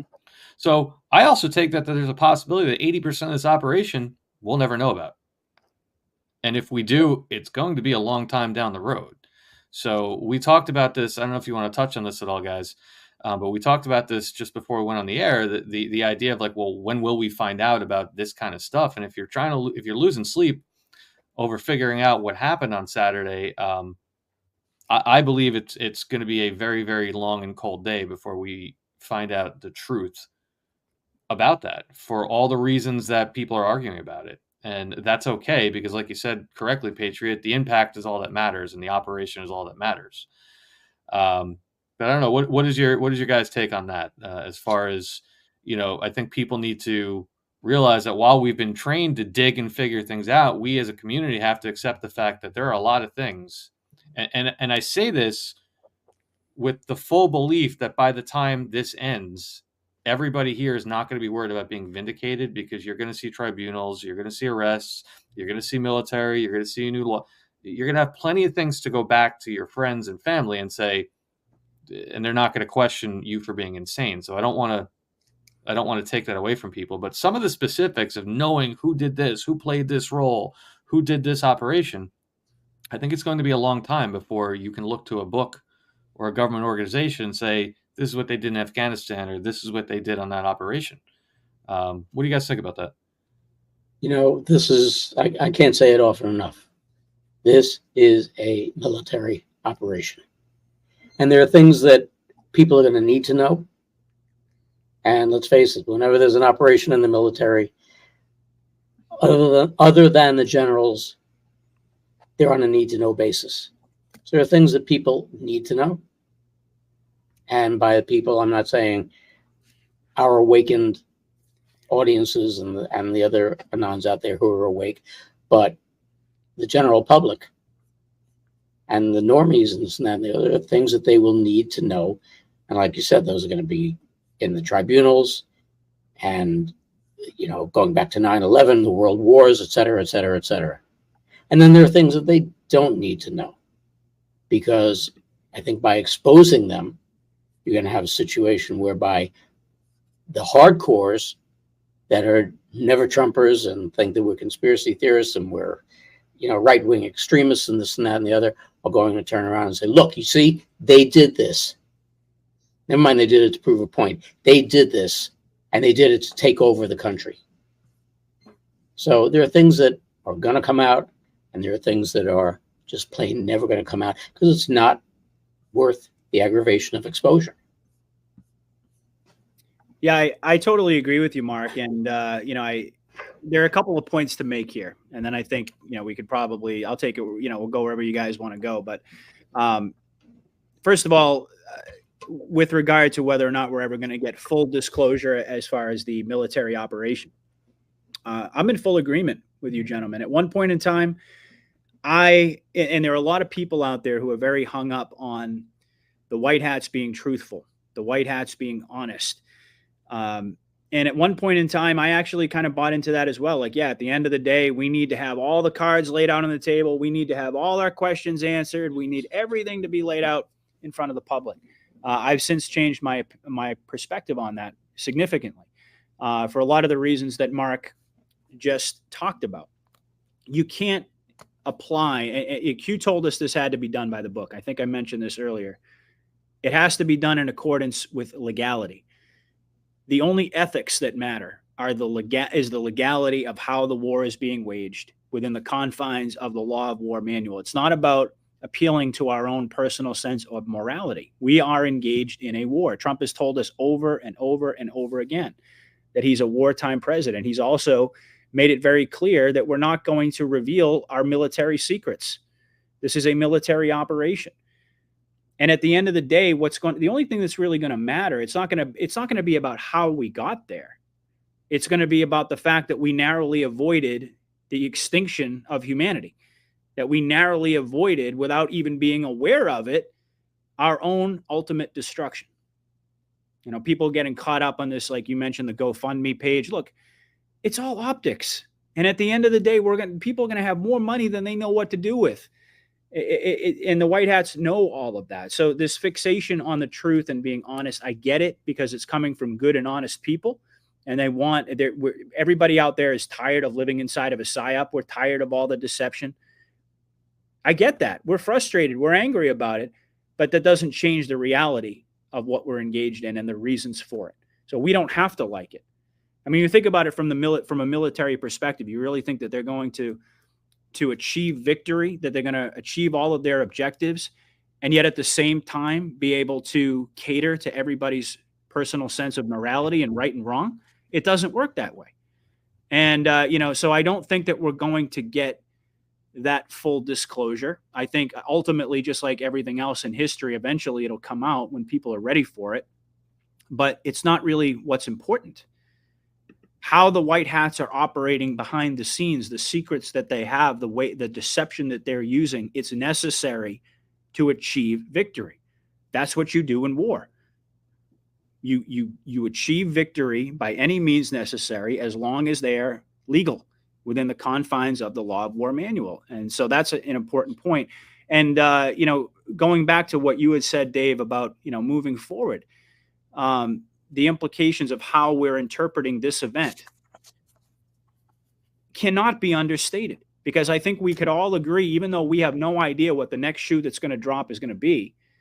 I mean, certainly after the assassination attempt, nobody, I don't think, went to bed thinking to myself, I think the next thing is going to be the CrowdStrike outage. I mean, nobody knows what the next event is going to be, but we know that there are going to be other events. There are going to be, and I would argue, as significant and as emotionally heightened as this event is, an assassination attempt on Trump where he narrowly escapes with his life, it's going to be nothing in comparison to what else is going to happen as we build up to the climax of this movie. So I guess what I'm saying is that when I say, the sort of a litmus test or a gut check of where you are in your own personal awakening, I mean, if this is enough to throw you, if this is enough to get you to fall off the wagon, as Mike had put it, you better buckle up, because the stuff that's coming, in my opinion, is going to dwarf this in terms of how confusing and chaotic and the way everything is going to look. And then we can pivot there into other subjects. But I mean, we're talking about a World War III scare. We're talking about, I mean, God only knows what's coming down the pike. And so it's just so absolutely vitally important, as far as I'm concerned, that folks are grounded in what brought us here. And that you don't, I mean, and this is an individual journey for all. It's a collective journey, but it's also an individual journey for each of us. So I'm not here to dictate the terms or the course of your journey. That's between you and God. But all I'm saying is that if you're not buckled in and strapped in, and you're not solid in your foundation that you've built, that Mark and Dave and people like myself from my audience have helped you build over these past several years, you're going to be flailing around all over the place. I mean, you're going to be going right back to Normieville. And I think we're already starting to see that. That's why, again, when Mike was talking about the ending not being for everyone, not everybody's going to understand it. Not everybody's going to get it. Not everybody's going to be grounded enough spiritually. And I would say consciously in the fifth dimension to be able to see all of these things that we're talking about tonight. And so I think those are the implications moving forward. I think this is a very important barometer of your own awakening, in my opinion. But having said all that, believe what you want to believe. I'm not gonna change that for you. I can't and don't want to. Ultimately, I hope that my logic resonates with most folks out there, and I do believe it does. But for those people who just simply refuse to believe it, it's kind of like the same attitude I have about the normies. Like, you'll get there eventually. Believe what you want to believe for now, but you'll get there. And, so that's the way I see it. But excellent segment, guys. I think this was we spent a lot of time on this, but I think it's necessary because, as Dave correctly pointed out, there are some major implications moving forward. I mean, the assassination attempt is already behind us now. It happened. Trump is here, regardless of what you want to believe, the man's still here. And, we're still on track with the operation. So that's in the rearview mirror now. We're going to be looking at it, don't get me wrong, for years to come. But, get ready, folks, because it's going to get a lot more bumpy before this is all said and done. I agree. And as always, both of you guys, excellent analysis on this. And this is why I enjoy doing this as much as the audience likes watching it. Even though the three of us have been talking about this in our own roles on these platforms all week, it's a joy to sit here with both you guys and spitball this stuff. So, and I'll say this, I think it might've been 2 or 3 weeks ago on a Saturday night. Also, we did our last round table with Patriot Underground, over on his channel, which again is here on the screen and linked below for anybody that's not following him. And ironically, I think I remember when we did your show a couple weeks ago, you had the largest live audience you'd ever had. And now here we are on a Saturday night, and we just crossed over 4,000, almost 4,100, actually 4,400 with Twitter and everything else, live viewers, which is a record for our platform. So I thank all you guys for joining us tonight. I want to ask you to please hit that thumbs up button, help push this out with the algorithm. And yeah, the last time, at last look, the last live we did, the two of us combined, our two platforms, there was almost 165,000 people that have watched those videos. So it's nice to see that everybody enjoys it as much as we enjoy bringing this to everybody. So thank you all for tuning in tonight. And we're not done. I want to move on to the RNC convention. And as much as I personally can't stand watching Normieville television at this point, or you kind of had to tune into this, and I did. And all joking aside, I'm glad I did, because anybody that's watched our platform, I've been talking about this all week, so I'm not going to go too in depth to this. I want to really hear what Mark and Patriot have to say about this. But from a standpoint of this operation, from a standpoint of narrative warfare, you following with what happened on Saturday, which again, doesn't matter who did it, the end result, the shift in narrative could not have gone any better for our movement, for Donald Trump and his supporters. The optics, which you've talked about, and then it rolls right into Sunday, Donald Trump out on the golf course with the bandage on his ear, telling people, he drains a putt and he tells the crowd, or he tells the people with him, the difference is I don't miss, and then he rolls right into Wisconsin for the RNC. And the optics of him walking in with this giant, oversized, if you ask me, bandage on, which coincidentally is not there anymore today, much smaller one.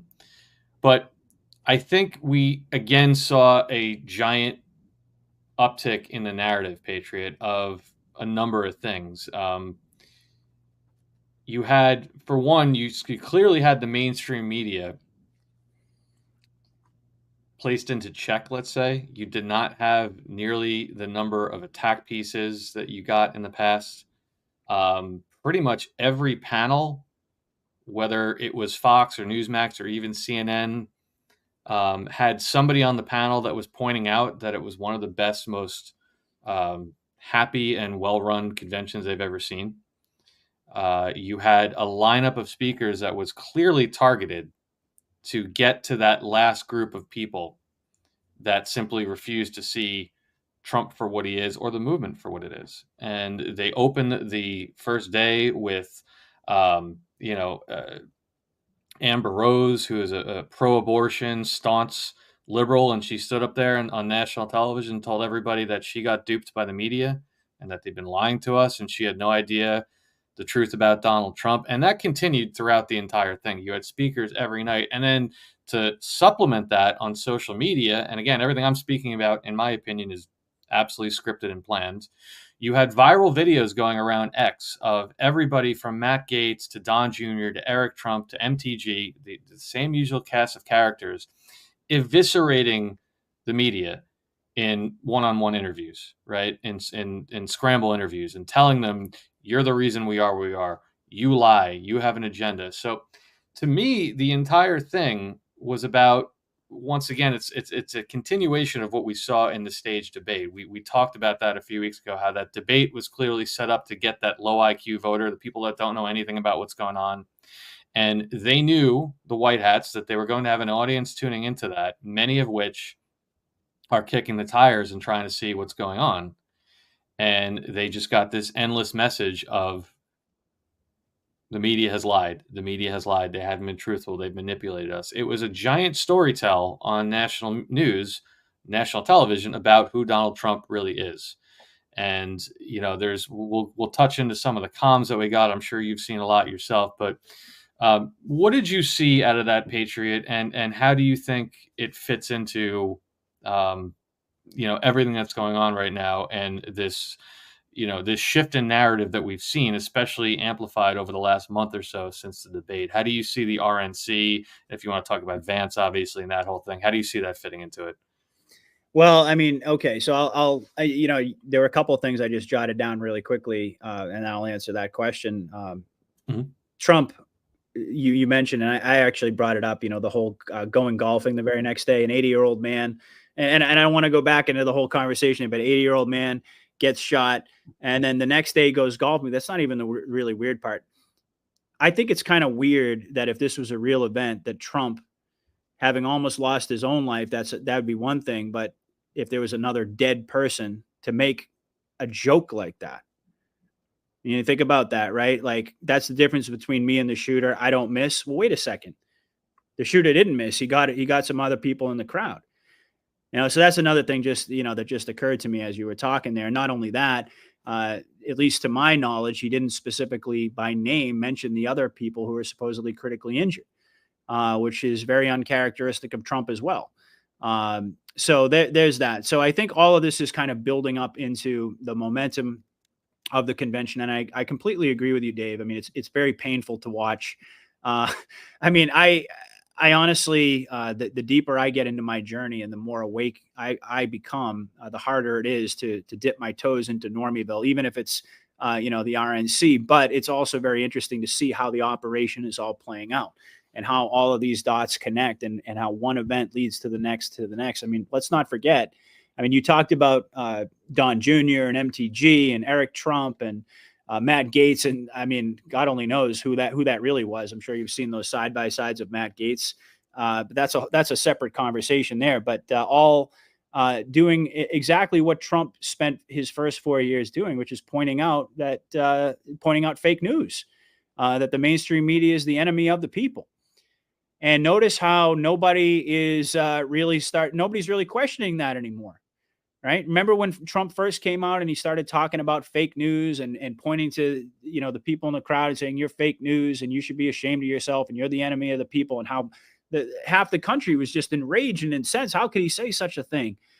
And now it's basically becoming common knowledge that the media lies to everybody. And of course, this is part and parcel of the whole narrative of the shooting. The two go hand in hand. One leads into the next. So yeah, I mean, that's exactly what I saw. I mean, I'll be honest with you. I only watched certain parts of it. I didn't sit down and watch it for hours at a time. But I definitely got a solid dose because I was primarily looking for comms. But when you look at how this is playing out, the narrative of the media being the enemy of the people is starting to become more and more mainstream.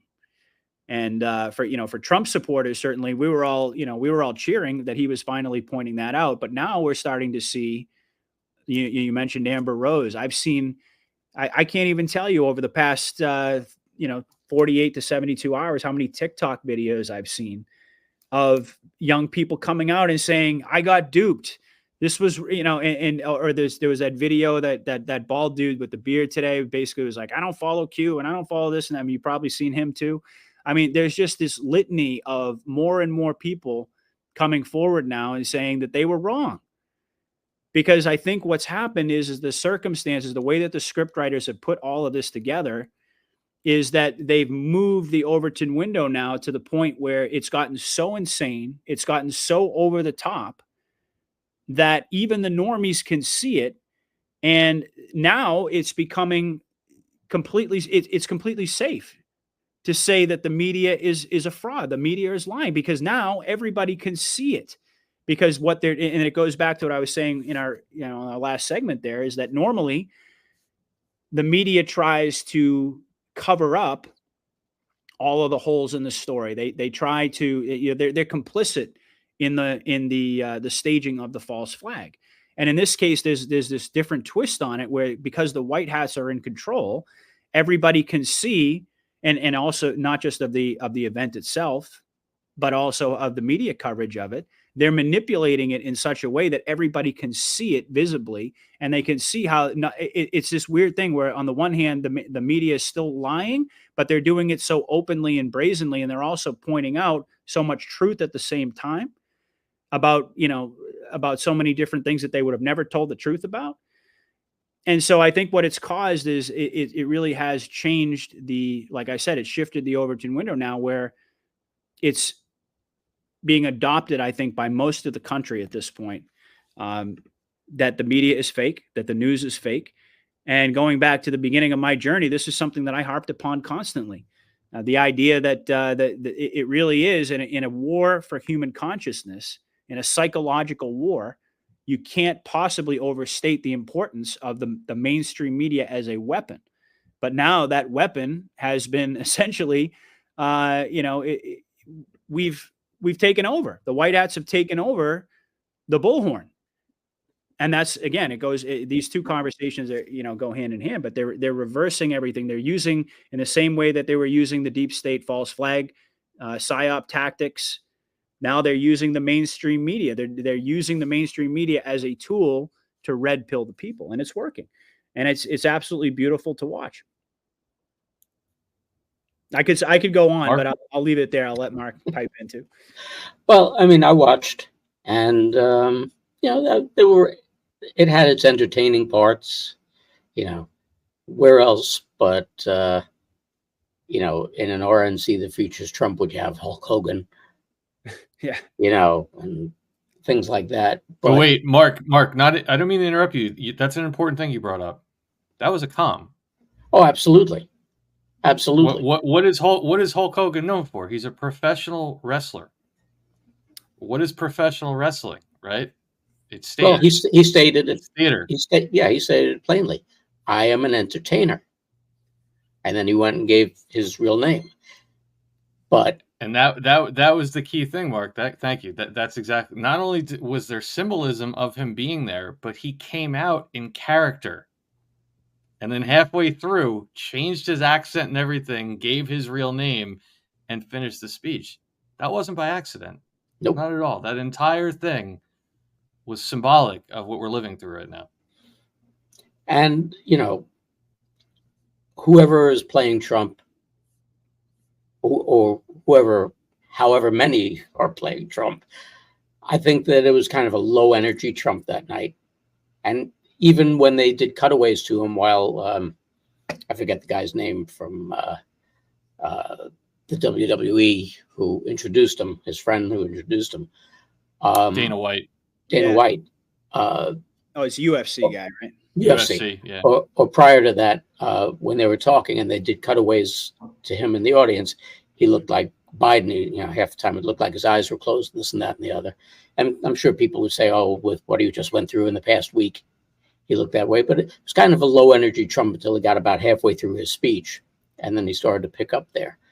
But the one thing that I noticed, and especially having done it at different levels throughout the years, was the fact that it was a continuous coverage. Whereas a lot of times they'll give you the highlights and this and that and the other. The networks had continuous coverage of this. And they stayed with it through the whole thing. And while I don't anymore spend really any time posting on Facebook, I think it's just a waste of time. And I don't want to get into the arguments with people. But I do follow some old colleagues. And I noticed this one colleague of mine, and I know the direction that this person conducts themselves politically, et cetera, et cetera. But they are one of the people that I do consider to be, for these days, a journalist. Does not let you know which side of the street he or she walks on. And yet made a post on Facebook that it was a lot of work, but very eye-opening. And that comment alone kind of sums up the purpose of any show. You want to get through to the audience. And all of the events that have happened in the past week have really been designed for that. Come on, people, let's wake up a little bit. Let's get this show on the road. And they did that. Because if it gets to a mainstream media reporter from the #1 station in the #1 market, you've accomplished your goal. And that was one of the great things that I happened to notice with that after watching it that night and following it up afterwards. There are more and more people, like you said before, Patriot, who are, on TikTok, et cetera, et cetera. I've been duped. I have a different point of view now, and they're starting to wake up. And I think finally we're starting to get more of a boulder rolling downhill, or a snowball rolling downhill, of waking up people and making them more and more aware of what has transpired over these past bunch of years. And it was the wake-up call. It was entertainment. But what do most people relate to? They don't want to relate to the reality. They relate to the entertainment. Mm-hmm. And therein lies the information. And I think they did a great job with it.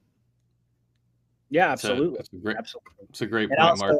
I would also add to what Mark said as well. I think that, one of the things that we have to always keep in mind, we hear nothing can stop what's coming. We hear, but where we go one, we go all, is something that I think oftentimes in the course of our analysis and our discussions or our debates, we tend to forget, myself included, how important unity is. I mean, here we are, we're having a conversation, and I think most folks out there in the audience can appreciate this, that's like head and shoulders above where about 95% of the population is right now in terms of their awareness, in terms of their level of awakening, right? But that doesn't change the fact that this is a movement for everybody. This is about the unification of the people. That's why Trump continually hammers that over and over and over: unify, unity. It's the complete antithesis of what the deep state has created in our country, in our society, and all throughout the world. It's always been about division. And so a lot of these, and this is sort of an overlay to our conversation about the psyops and why are the white hats doing the things that they're doing? Why are they making these decisions that seem, kind of morally questionable to a lot of people? Why aren't they just being honest? Why aren't they this? Why aren't they that? Because you have to recognize that most of the population, and I agree with you wholeheartedly, Mark, and I think Dave would agree, that people are waking up very rapidly now. I mean, we see hard evidence of it on TikTok, especially TikTok. I mean, I think TikTok is like the red pilling machine, I feel like, especially for younger people, but we're actually seeing it. It's not a question of, we used to debate this question, or I used to raise that question to my audience, do you think people are really waking up? And I would be lamenting the fact, that after 2 years of doing my show and after so many years of being awake, that, it just seems like people are never going to get it. And then all of a sudden we have this major, a major event like an assassination attempt.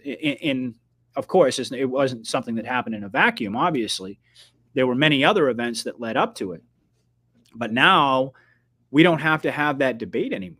We can literally see, maybe not in our immediate surroundings. And I know, Dave, you remind people about this all the time. Don't judge the Great Awakening by, the couple of coworkers you have at the water cooler, or, your husband, your wife, or whatever.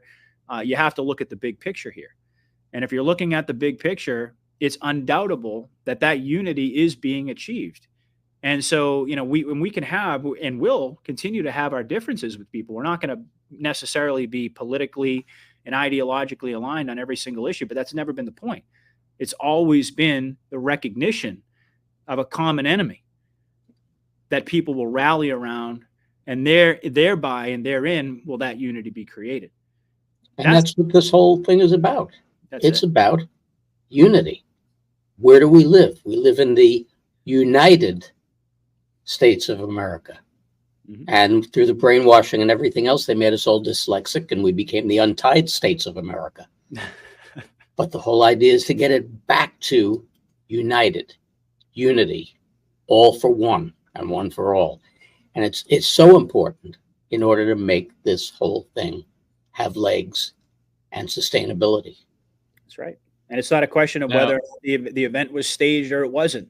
Again, that's a side conversation, because the event happened. The narrative is out there. Most of the public is buying into that narrative for all the reasons that we just talked about. But what is it doing? It's unifying the people.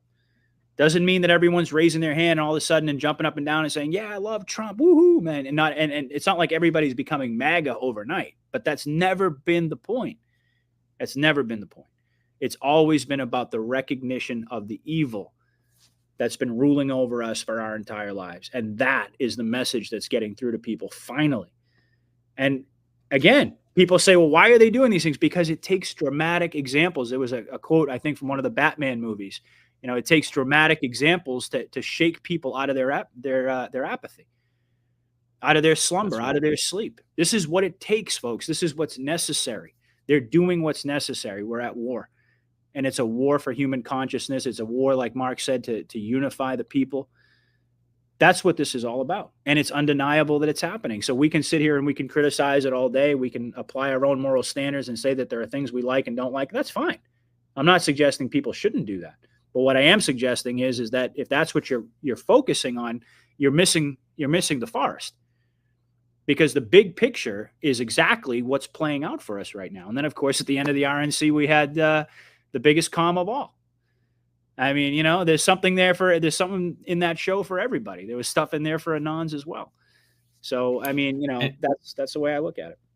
You guys both just talked about the importance, and you both just told your own stories about how people at this stage of the game, because of the assassination attempt, because of the theater and the pageantry that we saw at the RNC, that people are starting to come around. Why? Because they're being forced to take a look, right? Like, Mark, I could tell you right now, I know the obviously the type of people you're talking about, the liberal New Yorker, that likely shares a lot of your values. But why is it that 8 years into this, he's figuring it out? Because he's probably, you know, and I might be wrong about that specific person, but many of them probably have never seen, or they've never been forced into a theater like that and forced to look and pay attention to everything without the noise of a talking head telling you what to think. But in retrospect, isn't it interesting, guys? And this is why we always say you have to look at this operation as a continual thing, not just if we try to pick apart individual pieces, you lose sight of the greater puzzle, right? Now, doesn't it make sense as to why they had that debate for the first time in history 2 months early? Mm-hmm. Isn't that convenient? The debate kicked all of this off, the change in narrative, and they spent 3 weeks destroying Biden, turning on Biden, telling you he's going to drop out, all these other things, and they keep false starting everyone on that, and we're losing sight of the purpose of it, right? The constant drumbeat of truth that's come out in just 3 weeks set it up perfect. And then that event on Saturday, regardless of who you think did it, set everything up purposely for the country to have to take a look at Trump, to have to take a look at what actually goes on, to actually, oh my God, God forbid, take a look at what the man actually says. And then, Patriot, you rightfully pointed out, I agree completely, that the algorithms have clearly been tweaked by the White Hats so that you have these viral videos going around on X and TikTok, and it's amplifying that, and it's working. And you know, I think that one thing I want to add to is you touched on the comms, right? So I'm just going to go through a very quick list, and I want to hear what you guys have to say about it. Just some of the comms that we got. This is not an all-inclusive list, but you had the third night, you had Ron DeSantis giving a speech calling America cannot afford 4 more years of a weekend at Bernie's presidency, right? And then later on that night, Sean Hannity, who's in the Q drops a number of times, echoed that sentiment. And if you remember correctly, the plot of the movie Weekend at Bernie's is that 2 gentlemen go to stay at their boss's house for a weekend, and when they get there, they realize he's dead. And they parade his corpse around Fire Island in New York for an entire weekend to keep up the facade that he's still alive, because they want to be able to enjoy his house and they don't want to get in trouble. So big comm right there. Mm-hmm. The last night, though, this is where it ramped up. First off, this is Central Time, so I think we can all agree that 9:09 p.m. Central Time is 10:09 Eastern, right? Okay. Isn't that interesting? Mm-hmm. Same time that's on the Mickey clock. Now, a lot of people say that's a coincidence until you look below it, And look what time they had the opera singer coming on, 10:17. So both those are coincidences. And Patriot, you said it. What did well, before we get into the opera singer, after this schedule came out, then we got some of the big comms that came out. We had Donald Trump sitting next to Jason Aldean. Jason Aldean was the singer that was on stage the night of the Vegas shooting. Mm-hmm. That's very interesting. Mm-hmm. You had Donald Trump saying things like 107% of jobs have been taken by illegal immigrants. Yeah. Okay, so you guys didn't believe us before that the 17s were a comm. 107%, last time I checked, is more than the number of jobs out there, so that's not possible. So that's about as obvious of a 17 as you can get. Yeah. Donald Trump talked about, we touched on Hulk Hogan. Donald Trump in his speech talked about our golden era. Okay, he ended his speech by saying, and guys, please correct me if I'm wrong on this. I just can't remember another time that he said this. As he was getting into his final part of the speech, he said, "We will restore the republic. We will restore the republic." I don't ever remember him saying that specifically at the end of his speech before. It's quite possible. Obviously, you had Melania being there. That was a big piece of symbolism. She's not normally there. But then I don't even know if I showed you guys this. I just saw it before we came on. But look at this video real quick. And who happens to be right beyond? Here's Melania. Look at the circle. Go back to it. You guys see who that is? I can't really blow it up. It's Vincent Fusca. Just going to say that. Okay. All right. Yeah. There he is. Yeah. There's Vinny, right there. Of course, always. It's amazing. I don't know who the guy knows. He manages to always get prime seating. It's incredible how that keeps happening. But on top of that, then again, and as Patriot mentioned, the biggest comm of all that you got out of the last night was that opera singer who was scheduled to go on at 10:17 p.m. singing Nessun Dorma, which, as we've all talked about, you've covered on your channel, is the epilogue to the movie The Sum of All Fears, which is mentioned, I forget how many times, and quite a number of times in the Q drops. And that is the scene in the movie when all the deep state actors are being murdered and taken out and eliminated. Mm-hmm. Now, what's interesting about this, we all know what this means. We all know the symbolism behind it. The end of the song, the final line, if you translate it, says, "In the morning, I will win, I will win, I will win." So there's multiple meanings behind that. But what I love is more and more and more you're getting these comms out of the mainstream media. You had Harris Faulkner the other day at the convention saying that the 20-year-old shooter was getting ready to kill a sitting president. You had, all these different continual comms. We get 17s out of the mainstream media, but I think it was yesterday or today, this video started going around.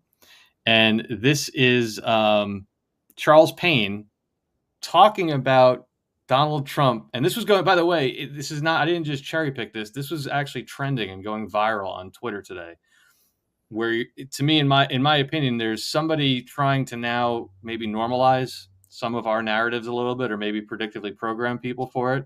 But listen to Charles Payne talking to Trump's deputy comms manager about Nessun Dorma, and listen to her answer.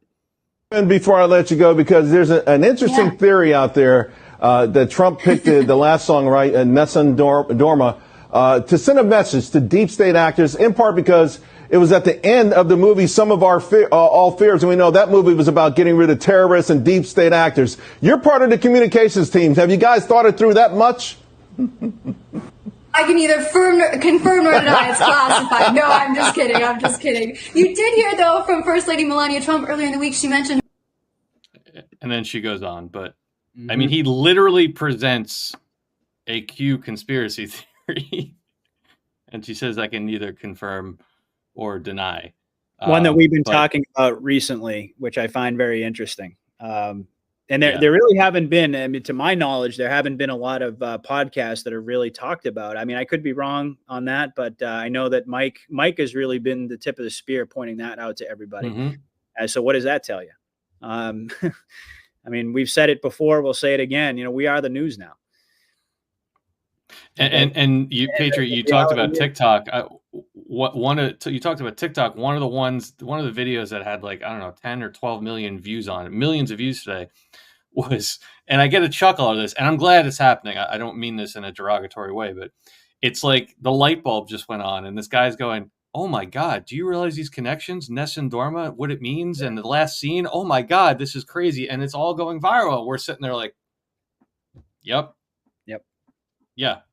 That's exactly what it is. Whether or not the White Hats, scripted that into Charles Payne's, question set there, or whether that was something kind of, off the cuff. I mean, we'll never really know, but I find it awfully interesting that, I mean, look, we know that they're watching our shows. I'm not saying ours necessarily specifically. I'm not putting us on a pedestal here, but I am saying is that, if you think that the White Hats aren't paying attention to the analysis that we're doing and the things that we're talking about, and that's not bleeding in to mainstream media, think again. And I think this is just a perfect example. They say, timing is everything. Is that a coincidence too, that we were just talking about this the other day? And now all of a sudden it's being, pumped out on Fox News for all the conservative normies out there. I don't think so. I really don't. I think that this is, we really are. And when I say we, I mean, I'm talking about the Anons, the community as a whole. We are the news, and we are the tip of the spear in terms of getting the truth out there.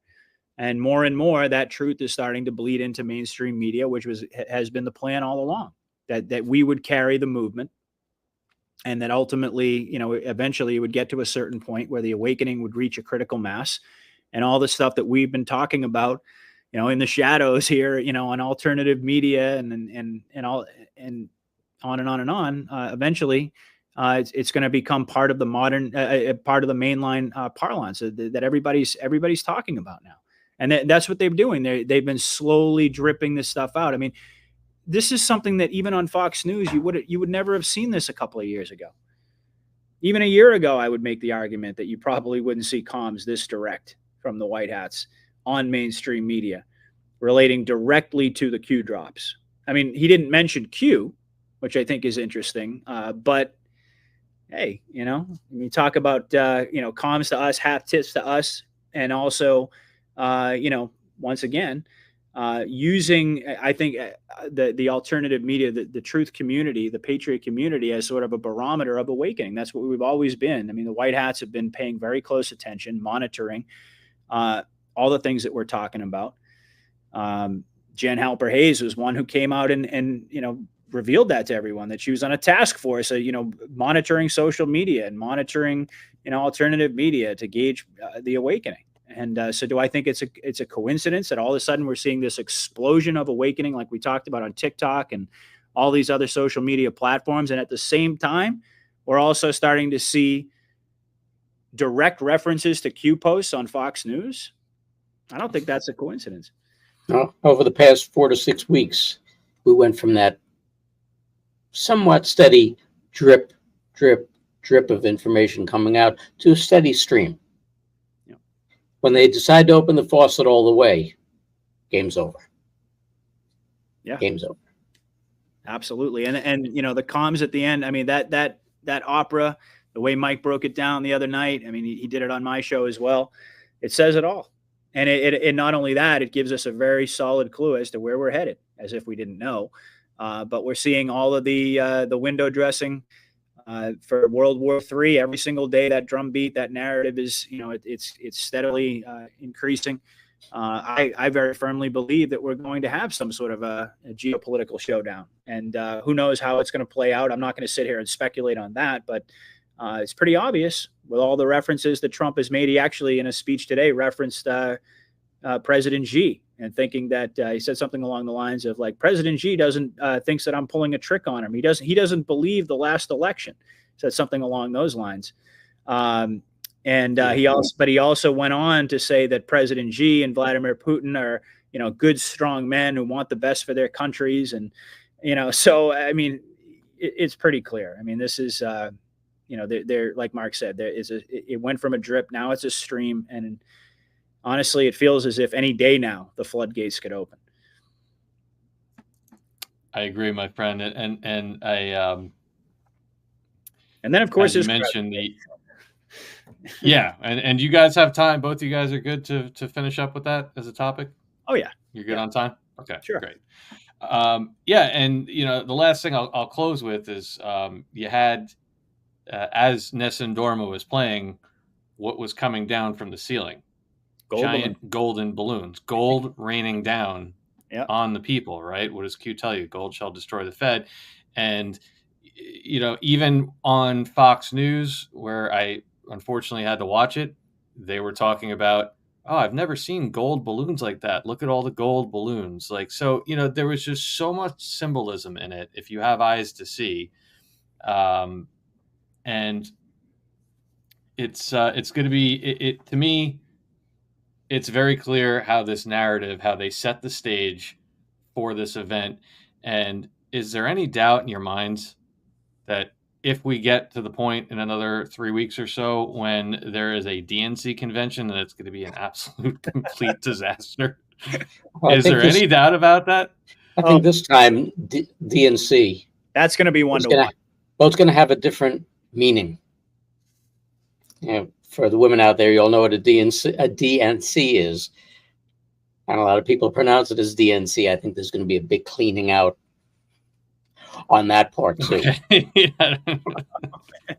I'll just leave that one there. Yeah, just leave that one there.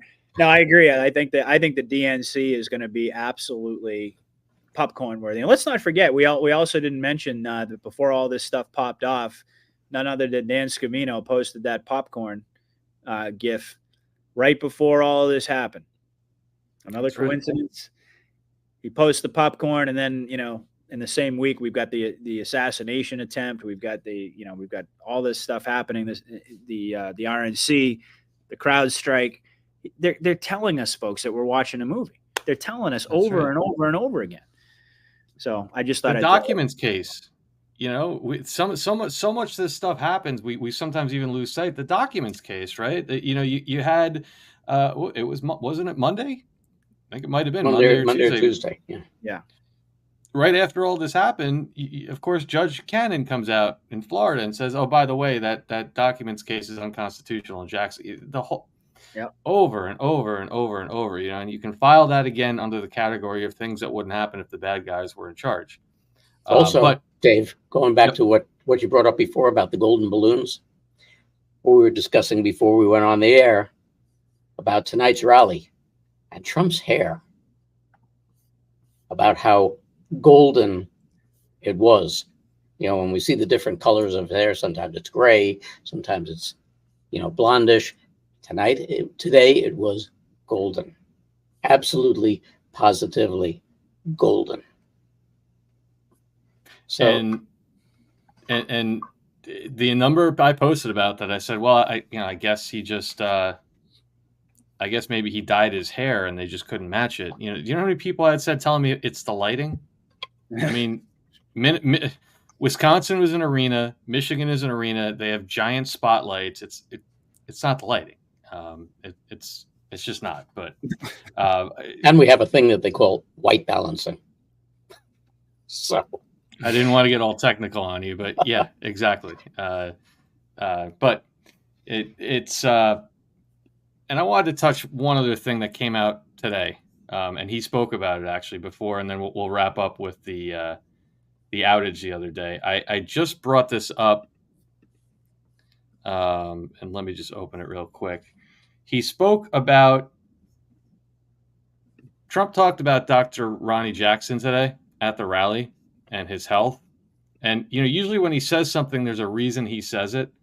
First off, if you really listen to what he said Dr. Ronnie Jackson, he went on to talk about it, and it sounded like he almost mumbled, but he doesn't mumble.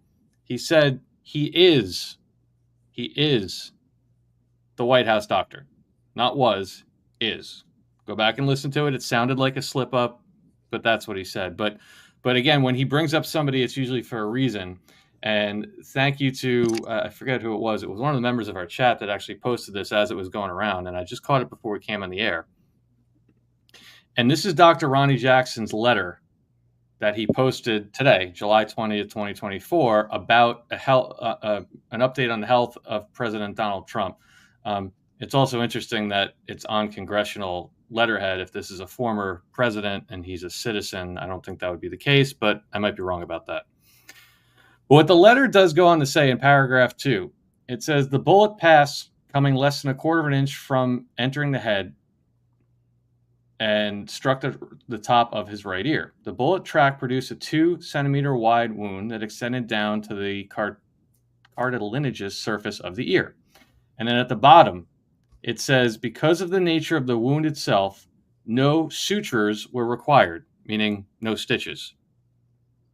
And I just wanted to point that out because without going back into the assassination bit, I do find it interesting that now today we basically got news telling you that after a AR-15 or a sniper rifle bullet blew past his ear at 4,000 feet per second, that it produced conveniently a wound that's not going to leave any scar permanently. So that certainly helps down the road if you don't want to cut somebody's ear open just for an event. But I'll just leave that one there. I just wanted to put that, unless any of you guys want to comment on that, please go ahead.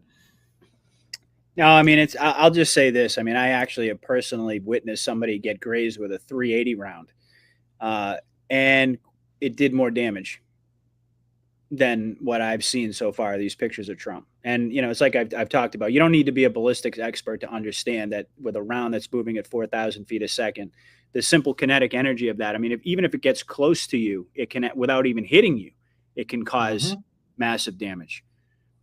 And, so again, I think that video we see supposedly, with the bullet going in, and I don't buy it for a second. I mean, you could fake that 6 ways from Sunday, but more to the point, logic will tell you that this would have completely shredded his ear. Like I said before, the man's 80 years old, and he's got no visible bruising on his ear.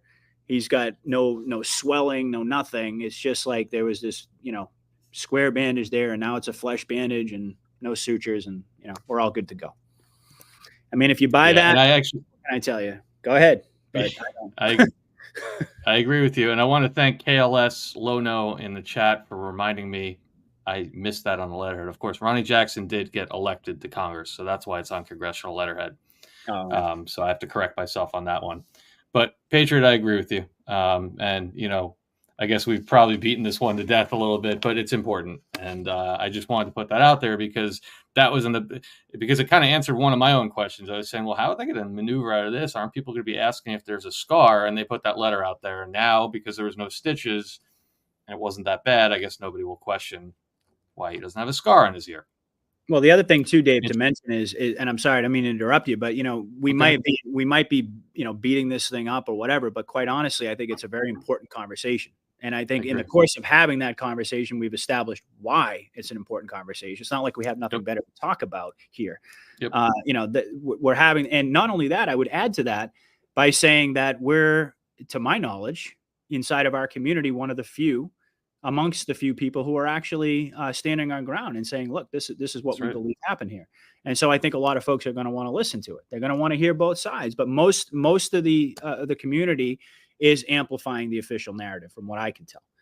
And, so I just wanted to throw that out there as well in terms of the relevance and importance of the conversation. Yeah. And, I want to give kudos to you for standing your ground and taking the incoming on this. And, two other people, I'm not choosing favorites here that come to mind, but they're just people that I tend to watch and respect their work.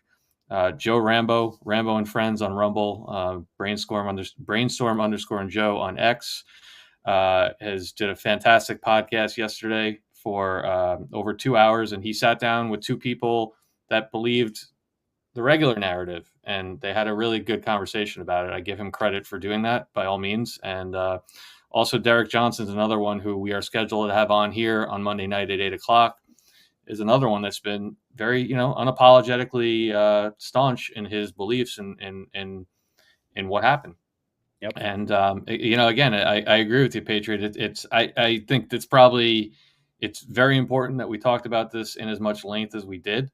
And it's probably not the last time we're going to talk about it, because I have a very strong feeling that this is clearly going to manifest itself into some kind of blowback on the Biden administration. And, you know, we can get into that another time, but I agree. I think we're going to be talking about it again. And the bottom line is, it's not about who's right and who's wrong. It's about what exercise do you take in your critical thinking process to arrive at it. Are you exhausting all possibilities? Or are you just taking what one of us says, which I hope you're not, and saying, well, Patriot and Dave said it and Mark said it, so therefore I'm going to go repeat it. And I think that's where the growth process comes in all this. But want to wrap up, and our last boom of the week, if you will, obviously couldn't be missed by anybody yesterday. We had I like to call it worldwide, but we can use the headline, a global internet outage affecting airlines, banks, media, and offices from the U.S. to Australia, which, to my knowledge, from what I've seen, was the largest single internet outage in the history of, well, the internet. Yeah. And, you know, I want to get your guys' take on a couple of things, and we can kind of spitball this however you want. I'll just start off by giving you my 2 cents on it. I think we all know what's going on here.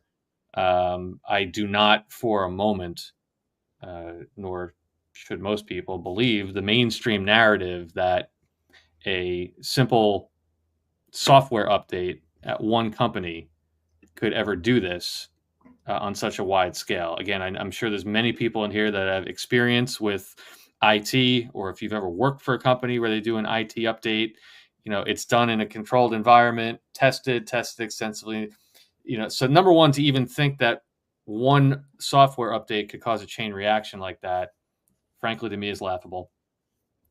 And number two, the bigger thing is, who do they tie it back to? Well, of course, CrowdStrike, right? And CrowdStrike, mentioned in the Q drops, no fewer than 19 times, has connections to many different things, to Dominion, to the DNC server, the Seth Risch incident, a number of things. And you clearly had a narrative started yesterday again, and it might be in a less overt way than some people want, and that's a fair point.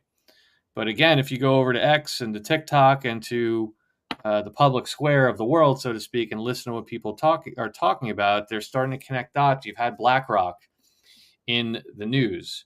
Again, are we going to call it a coincidence that BlackRock has connections to CrowdStrike that people are talking about? BlackRock had connections to, we didn't even get to it, but the supposed shorting of Trump Media Group stock the day before the shooting. BlackRock was somehow connected to the 20-year-old shooter, was apparently in a BlackRock commercial. This is narrative warfare, folks. I mean, this is putting stuff out there in a way that it becomes, if not top of mind for the populace at large, at least it does that. It has that impact of putting it in their faces, as Mark pointed out before, the repetition, BlackRock, BlackRock, BlackRock. It gets people talking and asking questions. And I do think, I know both you guys have thoughts on this, I want to roll over to both of you, that this was, you know, possibly a combination of kinetic operations, potentially, you know, some kind of conversion or takedown or whatever, but I think probably more so than anything, you know, a operation to help show people what is possible. I think it feeds the narrative of not everything is okay for the normies. Like, now we got on top of everything else. We have assassination attempts, finance is bad. Oh my God, now the internet is going out, to hopefully shake people a little bit and get them to pay attention a little bit more to their surroundings. But I'd be interested to get your guys' take on this. I guess I'll start with you, Patriot. What did you see yesterday, and how do you think this relates to, you know, the operation and potentially where we're headed? I know you had just spoken about these kind of end game events, and I think this definitely piqued all of our interest right away in the early morning hours of yesterday when it took place. Indeed, yeah, and it certainly is interesting how all the dots seem to be connecting to BlackRock and Vanguard, like you pointed out. We got the shooter in the commercial, you know, and then, you know, the shorting of the stock, and then now this whole thing with CrowdStrike. And isn't it very interesting that this coincides with the very recent quote unquote release of Julian Assange, which of course we talked about as well. One of the 19 Q drops that came up when when this news first broke, and I'm not really sure which one this is because the drop cut off the number, but it said, "What if Intel masked penetration to frame Russia? CrowdStrike ? Servers, SR Seth Rich, JA Julian Assange. Why does the UK government desperately want Julian Assange? Think source files, the more you know." And everyone knows who's been following this that, of course, this was the company that was hired by the DNC to essentially create this whole Russian hoax, this whole narrative. And then, of course, there's all the drama surrounding Julian Assange and Seth Rich. Assange never really fully releasing the source of his information, but there was a clear attempt, obviously spearheaded by the Clintons, of course, to hide the server. Trump has mentioned the server multiple times. Isn't it also interesting that he just supposedly had a phone call with Zelensky yesterday? I wonder what, and it harkens back to, his perfect phone call with Zelensky where he brought up the servers and CrowdStrike. And now all of a sudden we have this global outage and Trump's on the phone again with Zelensky. Connect the dots there. Now, he didn't mention anything to my knowledge about CrowdStrike in the course of that conversation. But, it's pretty obvious there that there are a lot of interesting connections. So there was that. I definitely believe that this was primarily, I agree with you, Dave, that there was a kinetic aspect to this. Elon Musk put out a post saying that they had disconnected or removed CrowdStrike from all of their software, which is very interesting because of the connections to Starlink, which many people believe are going to be, which essentially is going to be the backbone of the, what's going to be the backbone of the EBS. I'm not sure if technically that's the right word, but the framework, let's just say, of the EBS is going to rely on Starlink. So could they have been removing the last kinks, shall we say? Because one thing is for sure, when that EBS button, when that button gets pushed, we saw the visual of the Ben, you guys put up the Ben Garrison artwork, where he's like, Gulliver's president there, and he's pushing that button. When that button gets pushed, they have to have complete and total control over all of the comms. They can't possibly have any sort of, they can't have any possibility of it being hacked or interfered with, etc. So the fact that Musk put that out there, I thought that was very interesting. To me, it seemed like perhaps there could be a comm there about the EBS. And I also thought it was very interesting that the software update, or the name of the software, is Falcon. And if you look at the Q drops, you see all types of references to Falcon as well. One of them is actually a reference to Macbeth and the Falcon being ultimately hunted by the owl and representing a bad omen for humanity. There's also the connection to Falcon 9, which I believe, I can't remember when, that was the SpaceX rocket that blew up. I'm trying to see if I can find it here. It might have been back in 2016. Is that what that says? It might be. Yeah. So there was a SpaceX explosion that blew up one of Facebook's most ambitious projects. There was also connection there with Falcon 9 to China's surveillance system. So some very interesting comms. Now, what does it all mean? How do all those dots connect? I haven't really had a chance to do a deep dive in terms of being able to connect all of them necessarily, but we can see there that there are many different references back to the Q drops. The one that got my attention really the most was the idea that it's preparation. I think psychological preparation and also kinetic preparation for the EBS. This has to be something that is, they can't just press the button without preparing the public. There has to be a lot of narrative prep. There has to be psychological preparation, predictive programming, call it what you will, but you simply can't expect that you're going to hit that button and you're going to have military on the streets and so on and so forth. So without a sufficient amount of preparation. So I think that's a big part of what's going on with CrowdStrike. It's also red pilling the population as to how vulnerable we actually are. That if all it can take, and I agree with you that, of course, I don't believe the official narrative that it was a simple software update, but that's what's being put out there for the public. And so if this is what the public is being told, that this software update could literally cripple the entire internet that could ground flights. I mean, we saw the map of the skies. It was the clearest skies since 9/11, which I think was also, for those who have eyes to see, a very interesting comm as well. But again, the public is being red pilled on this issue as well, in terms of how vulnerable we are to a quote unquote cyber attack or an outage, or the grid going down and so forth. Do you think that there are a lot of people now, having gone through that experience and been affected directly by it, that might be doing a little bit of preparation now? In terms of getting ready for something like this potentially happening again. I mean, one thing I can tell you is that the general public, even the ones that are fast asleep, and I'll use my parents, who are older, so, they're both in their early 80s at this point, and they're scared. I mean, I had a conversation with my mom the other day, and of course I know what they're watching. They're glued to mainstream media, but they're scared. And they're all of a sudden, I mean, I remember years ago, I used to say, Mom, it might not be a bad idea if you have a little extra food, a little extra water, make sure you got plenty of your medications and all of these types of things. And she would just kind of poo-poo me and roll her eyes, whatever. There goes, her son, the conspiracy theorist, right? But she's not laughing anymore.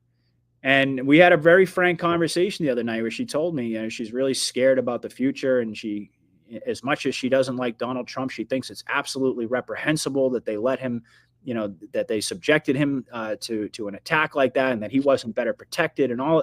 So, I mean, again, and one of the things that I had said, I know I'm kind of drifting off the CrowdStrike topic a little bit here, but one of the things I've said right from the beginning, for me, a personal barometer is going to be when I start to see people in my own immediate life, in my immediate circumstances, starting to change their perspective.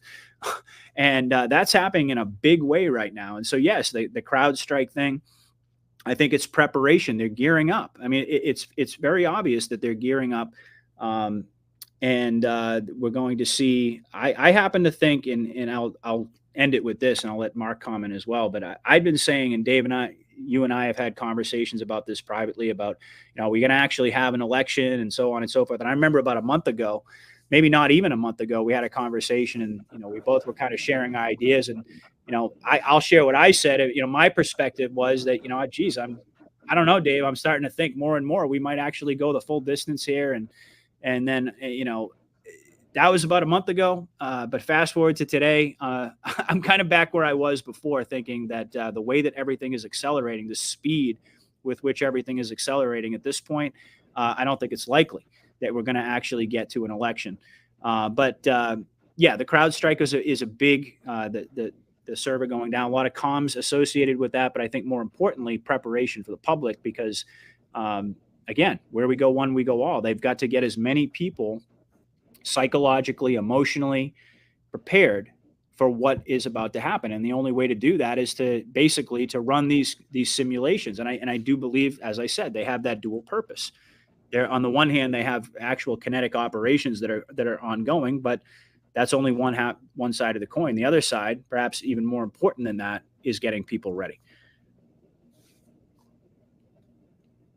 You muted. Thank you, sir. I think you said a key thing there about the timeline and events ramping up, and Mark has spoken about it as well. And you can see how quickly an event can change a narrative. And I think at this point, we're going to probably have a lot more to analyze on what happened last week as we move forward. But I would say to people, to the point of what Patriot said, and the increasing speed of the narrative and all these events, just imagine if we wake up next week, whenever, the week after, and we're living in a world where it's been proven that the assassination attempt was connected to the Biden administration, how that changes the whole game, right? We're living in a completely different world at that point. And I don't have the script, so I don't know. But if you put a gun to my head right now and said, based on what you've seen, where is this headed? That's where it's headed. So it's going to be interesting. But Mark, your thoughts, I know you had a lot to say on the whole CrowdStrike thing, and what are your thoughts on CrowdStrike and how it relates to everything that's happening right now, and potentially where we're headed? Well, do you remember how we signed off on Wednesday night with Mike? Played that song, Yep. Final Countdown. The final countdown. Okay. I very firmly believe we're in the final countdown. And, you know, having been an engineer for more than half my life, you think a little bit differently. And especially when I, you know, large part of my job was troubleshooting. And I looked at it and kind of did the same thing that I did when I saw the assassination attempt last week. I kind of laughed about it. And as we discussed earlier, why did I laugh about it? Because I feel it was a targeted attack. Now, you think back to everything being on the internet, online, and accessible. Anybody here on the East Coast in the United States would pretty well remember 2003 in August, when all of a sudden everything went black and they took down the entire East Coast grid.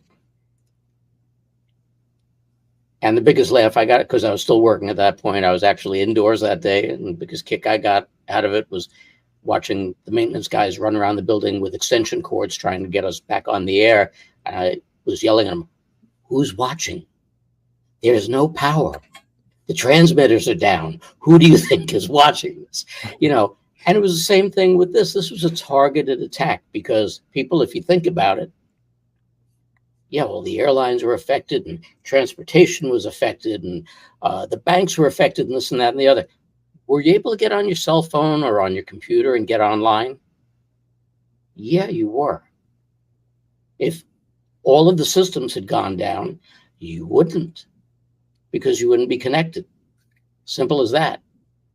And it's kind of what Space Force has done in the past, where they said, okay, we're going to shut down power here.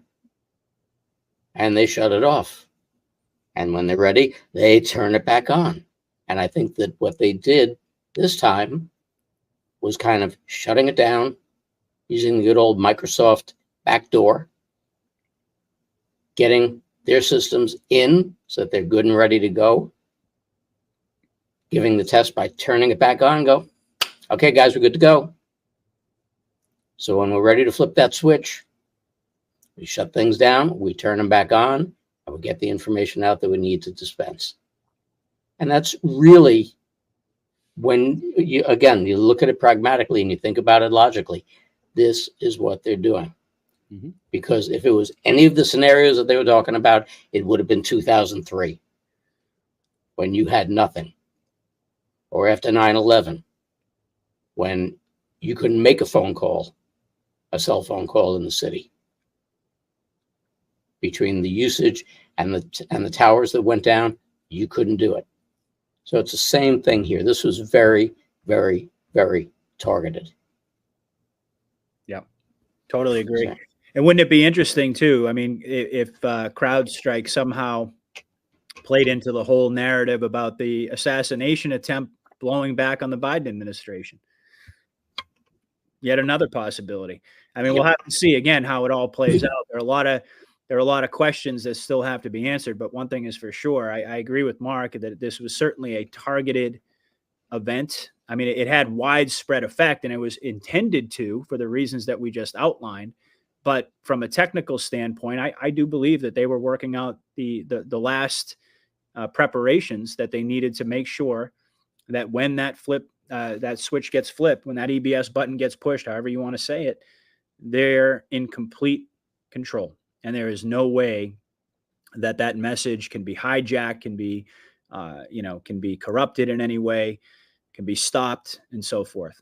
And again, even though, and this is an important point, because we're all in agreement here that we're watching a movie, but we're also all in agreement that while that movie is playing, there are and have always been kinetic operations going on in the background, whether it's actual combat operations or whether it's getting ready to flip the switch on the EBS. And I do believe that when Musk, I mean, when I wasn't really thinking, I kind of had the idea in my mind, but when I saw Musk make that post, I went, oh yeah, I think this is what they're doing. I think they're getting ready here.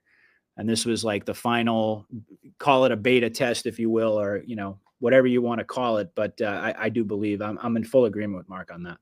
And for all of you out there who are old enough to remember the show, The Outer Limits, and how it opened up and said, "There is nothing wrong with your television set. We are in complete control." Yeah.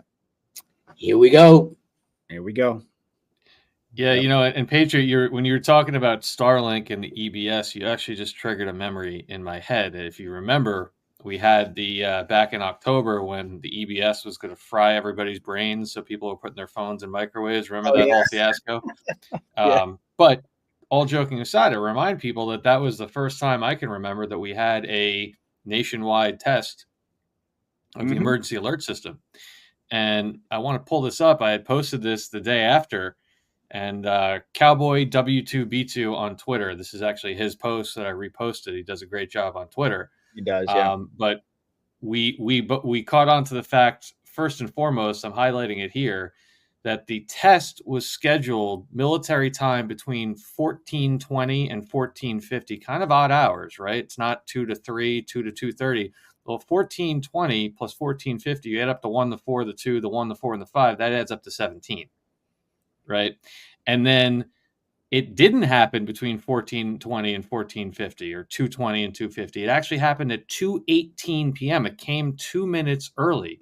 Yeah, and if you look at this Q drop, almost 5 years to the day before, October 3rd, 2018, it shows a wireless emergency alert with a nationwide test at 2:18 p.m. So what are the chances that the EAS test came 2 minutes early and it matches the time of an EAS test that was posted in the Q drops, and the time period of the test adds up to 17? I mean, folks, if you don't believe the Patriots in control, I don't know how else you can explain something like this. It's just too many coincidences in one thing. And I absolutely agree with the analysis by both Patriot and Mark that, you know, what you saw going on the other day has a lot more to do with all this other stuff and what is going on here than what was going on in the mainstream narrative. And again, just like every other crazy event that seems to happen and every other news story that comes out, the crazier it gets, the more excited I get. So, you know, when this happened and I woke up to all these messages about it, I said, great, bring it on. And I think we're probably all in agreement. So, gentlemen, as always, this is I'm always feel blessed when I get to do this with the two of you. I really, really enjoy these conversations, and judging by the fact that we now have between these two platforms over 5,000 people watching this live, by far our largest live audience that we've had is fantastic, and I thank everybody for that. So as we do each time, I want to go down the line and give you guys a chance to give us your final comments. So let's start with the one and only Fake News 7 himself. Go for it, Mark. First of all, you know, I love these. I think when the three of us get together for this, and I even said the other day when we had our pre-call that we should start recording them, because sometimes they're even better shows than what we do live. But it's always an honor having you here. You know, not you, Dave. It's always an honor having you here, Patriot, because it just, there you go. It just makes it, you know, we have such great conversations and such a great rapport between the three of us. And there's so much information that we do exchange, and so many different points of view that all tend to meld into one, that it makes for a great conversation. But, you know, getting back to what we discussed tonight, I think everybody, if you didn't learn anything else tonight, view things with that open mind. Again, learn to discern, watch what's going on, and watch it with an objective eye, not an emotional eye, not an influenced eye. Look at it pragmatically. It's hard to take emotion out of things sometimes, but look at it with that open mind and try and see what's really going on, and try to remember that we are all working toward the same goal. And that's the most important thing, that unity, staying together, working together, supporting each other. Because we don't have too many people outside yet who are supporting us. So let's all stick together, do the best that we can for each other, and let's make sure this thing has legs. Amen. Amen. Okay, Patriot? we've done age before beauty. Okay, let's go. Well, I mean, this has been an incredible honor to be here with you guys. And, I've said this before about you gentlemen, but the first time I listened to Mark, and then when I subsequently listened to Dave, I knew instantly that I had found the individuals that I really wanted to collaborate with. And I've done a lot of interviews. I've been blessed. I've had a lot of great conversations, not to take away from any of my other guests. But we're totally on the same wavelength. I mean, we literally are, we're vibrating at the same frequency. We're on the same page on virtually everything in my view that really matters. And it really is a gift. So thank you guys for having me. I absolutely love you guys. I love your audience. There certainly is a lot of crossover between the two. I know that there are a lot of people that discovered my channel through you and vice versa. But one of the things that I value so much about these conversations is that, and we talked a lot tonight about, the emotional aspect of the false flag where we started, but really just the emotionality that is associated with this operation. And it's so easy to kind of piggyback off what Mark was saying there. It's so easy to get caught up in the emotional frenzy. And it's happened to me multiple times. I always remind folks, I mean, I'm not lecturing anybody here. And oftentimes, when I give people advice, it's almost like I'm reminding myself, because I've also fallen into the same traps of getting caught up in the moment.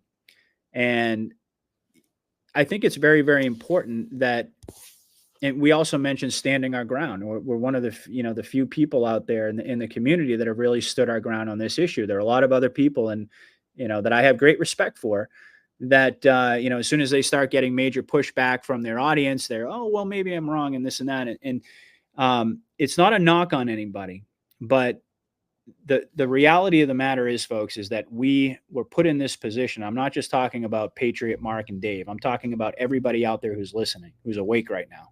We were awakened for a reason.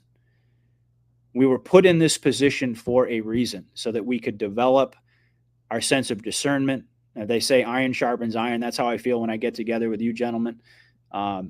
We learn from each other. We've grown so much along the way, but it's all been for a purpose. And we just had a very, very emotionally charged event. And as we said, there are going to be more. And they're probably going to be even, I'm not even going to say probably, they're definitely going to be, they're going to dwarf the emotionality of even this event, even though that may seem impossible to think that something could be, have more of an impact than Trump almost getting his head blown off. But I do believe that what's in store for all of us in the very near future is going to be, I'm not even sure what the right word is, but certainly let's just say it's going to trigger all types of emotions in people, all sorts of questions, all sorts of uncertainty, let's just say.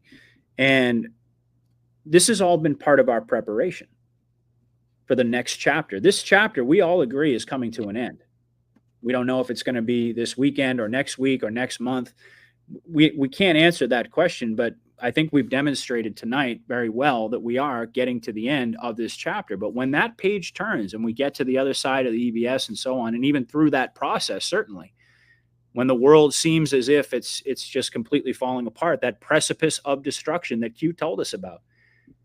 Quite frankly, I don't think the quote unquote assassination attempt on Trump represented that true precipice of destruction. That's yet to come. So not only do we have to navigate through that, but we also have to, in that process, I think, get more and more comfortable standing our ground and being solid in what we believe in and what led us here. Not because we're stubborn, not because we want to be right, not because it has anything to do with ego, but because it's vitally important for us as leaders. And again, I'm not just talking about the three of us or anyone who has a podcast or a platform. We're all leaders. Anybody who's awake right now, anybody who's tuning into this and is a part of this conversation, this discussion, you were put in this position for a reason. You have a very important job to do. And I think part of this process has been sharpening that not only our discernment, but also preparing us and strengthening our own personal character to be able to stand firm in what we believe. We readily admit we don't have all the answers. But again, like I said, I don't care how much pushback I get. until somebody can make it make sense to me and provide a logical argument to what I was talking about earlier in the case of the assassination attempt, for one, I'm going to stand my ground. And I think it's very important for patriots out there to hear that message, that it's okay to get blowback. It's okay to catch flack if you're speaking the truth. I mean, I was joking with Dave the other day, and I said, do you ever think you'd get to the point where your own audience is calling you a conspiracy theorist? And I mean, honestly, it gave us both a chuckle, but you know, it's one of those things where, yes, it's the natural impulse that we have is when we get criticized, we want to maybe go back and look at our position, and there's nothing wrong with that. But the foundation of what brought us here remains intact. The Q operation with all of the uncertainty, with all the unanswered questions, that core, and I know we've used this word before. I know Dave likes the word, the trajectory of the operation is still exactly, the core is intact and the trajectory is exactly where it's supposed to be. And so rest on that, be strong in that instead of being afraid to assert what you know to be true, because I think that is going to be something that's more and more important as time goes on. That's what leaders are made of. And each and every person out there is a leader. You have to have the courage of your convictions. You have to stand your ground in what you know to be true. So I'll just leave it at that. And I'll just say once again, thank you to everybody out there. It's been an amazing experience. Can't wait to do it again. Thanks, brother. Thank you both. Yeah, I would just leave everyone with something that I've been repeating a number of times, especially over the last year or so, which is make sure you don't lose sight of how far we have come. You know, we all spend a lot of time interacting with other people, ingesting other people's opinions and you know, debating these different topics, but we have to really make sure that we are all taking a moment to learn, to look at how far we've come. I mean, look at what we watched out of the RNC this week. Even it really doesn't matter what you believe or don't believe about the operation. I mean, think about what Mark just told you about the change in people that he's seen in a very liberal area like New York City. Think back to the aftermath, and it's poignant for me because of, you know, what I went through with some people in my own life, which led me to kind of start my website and started this whole journey. Think back to the aftermath of January 6th, where Donald Trump was in the world, removed from Twitter, being called an insurrectionist, arguably, besides our community, probably had his lowest quote unquote approval rating amongst the populace in history. And look at where we are now. Look at that the convention we had the other day, whether or not you believe it's real or staged. Look at the pageantry that was put on. Look at the conversation that's being had, and look at the unbridled popularity that Donald Trump has around the world. Whether people want to believe that or not, I think the people that don't are falling too much into the public narrative and the mainstream polls. And then look at the conversations that we're having here tonight, that there's, you know, over 5,000 people here watching this live, and then obviously tens and tens of thousands are going to watch it after. And we're sitting here in a calm, cool, and collected way debating a staged assassination attempt. You know, that is such an advancement of our consciousness that we can even have a conversation like this. I mean, these are the things that were relegated to, you know, the 8chan and the 4chan and the 8kun boards, you know, an underground dark internet in 10 years ago. And look at where we are now, that we're not only able to discuss this as a community, but that it's being broadcast across the world, and there's people, you know, there's a discourse happening, there's a discussion, and none of this would be possible if we were anywhere even close to going down the path of the 16-year plan to destroy America that was started with Barack Obama back in 2008. We forget arguing over whether Trump was shot by, or was, you know, really shot at or not. We would have all been on the firing line a long time ago for trying to do anything like this. So, and realistically, if you go back to what Mark and Patriot discussed about the events that have taken place between especially between the debate a month ago and now, and really embrace what an absolutely massive advance we've taken in this whole operation. I remember it was just probably about 2 months ago, Patriot. I think we were over on your platform, perhaps, and we did another one of these fantastic roundtables, and we were kind of talking about, we need one of those water cooler moments. Remember we talked about that? Yep. And we were, we certainly weren't questioning the operation, but we were all like venting a little bit. We were saying how, we understand that the people need. And I remember saying, when are the people going to get something that everyone's going to talk about, around the water cooler? And if you don't think people talked about that train wreck of a debate, and then obviously the assassination, your story that you talked about with, your mother who doesn't like Trump, but she's sitting there saying, I can't believe what they did to him. And that's why it was done, right. in my opinion. So, that's right. We have to really, at all steps. And by the way, when I say this, I'm not preaching to people. I promise you guys, I myself am guilty of that. I myself have not been having the best of weeks with all this stuff going on and all the incoming, as we call it. And I got to be dead honest with you, I haven't been in a great mood the last couple of days. And then I get to sit with two people that I respect immensely and have this conversation. And it makes me really refocus, like, wow, look at everything we've gone through and look at where we are and look at everything that's happened just in the last month. I mean, we've taken a massive leap forward in where we're trying to go. So I'd really caution everybody not to lose sight of that and take the time out to, although you might be frustrated, you might be one of those people that is unfortunately maybe still perhaps living in a house with somebody that has TDS or just doesn't get it yet. But, as I always say, try not to let that, skew too much of your opinion, because there's just so much that has happened and we've come so far in this entire thing. And then the last thing I would add, metaphorically, is anybody that's ever watched a fireworks display knows what the ending is like, right? It goes from slow to fast to lighting the entire barge or whatever it is on fire that the stuff is coming from. And there's just chaos happening everywhere. It's loud, it's bright, it's hard to look at, it's jarring. You feel it on your chest, right? I mean, that's where we are at this point. And if we're not, we're very close to going into it. And I say that because Patriot touched on it as well. I think we're going to have more instances like last week. And again, I don't mean that specifically like it's going to be another assassination, but who knows, guys? I mean, you could turn on the news tomorrow and they could say that there was a plane crash. Do we really know if there was a plane crash? Of course not. There's so many different things that could happen. I think the question for everybody is, how will we all handle it the next time something happens, right? What have we all learned from this week to remember that we've gone through, and how much have we all advanced from it? Because I know I've learned a bunch, good and bad. And I think everybody else has as well. And people have been really forced to take a look at these narratives that kind of might jar your existence a little bit, or jar your thoughts on what you thought was going on in this operation.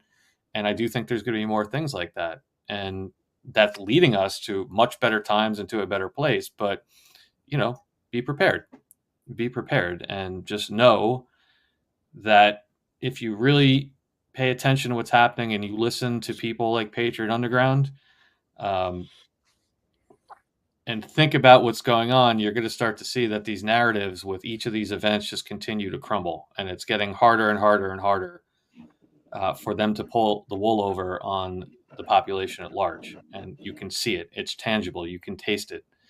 Mm-hmm. And the more difficulty we go through, although some of these things are not easy, and there's been arguments and there's been debates over the last week, I would redirect you back to what, Mike King said and Patriot said, and Marcus said, which is, forget even arguing about we're sitting here. Let's not argue about the journey. Let's argue about the destination, or let's not argue about the mechanics of what happened on Saturday. Let's focus on what the end result was, because at the end of the day, it's a war for your mind. It's a psychological war. It's a narrative war, and we are winning the narrative by miles. And I know there's people that have said that for 3 years. And maybe it gets cliche, but I haven't. And I'll tell you, at this point, if you didn't think it was happening before, we are destroying them in the public narrative. And that is why Q says nothing can stop what is coming. Doesn't matter how much control you think the military has. We could argue that at another time. the public consciousness, you can't stop it at this point. Okay? They could kill Donald Trump. They could kill every white hat we know on television, and there's no stopping this because we all know too much at this point. They can't stop it. It's inevitable. And that is what that refers to. It's like Ricardo Bossi says, the high ground in this war is the support of the people, the hearts and minds of the people. That's what this operation has been all about. And it's all rooted in the Q drops. And so, you know, if you're going to take if I'm going to take flack over anything, I'll take it being a Q loyalist, because that's exactly what got us here. And they say something, you know, there's that, you know, how the saying goes, if you're taking flack, that means you're over the target. And I think that's also applicable inside of our own community. I'm willing to do that. I'm willing to rest on the foundation that I've built. But I agree with you wholeheartedly, Dave. The hearts and the minds, the public narrative has shifted, and it's irrecoverable for the deep state at this point, regardless of, you know, the degree to which you think they're already gone, whatever. They can't recover from this, because the only way that they stay in power is by keeping the public in the dark and divided. And that's exactly the opposite of what we're seeing now. So well said, my friend. Thank you, brother. And, you know, lastly, I would just like to say, just thank each of you individually. Mark, you've been an incredible influence on me in this journey. That's not a good thing. Definitely. Yes, my wife, I'll tell you. I love the self-deprecating sense of humor. We love it.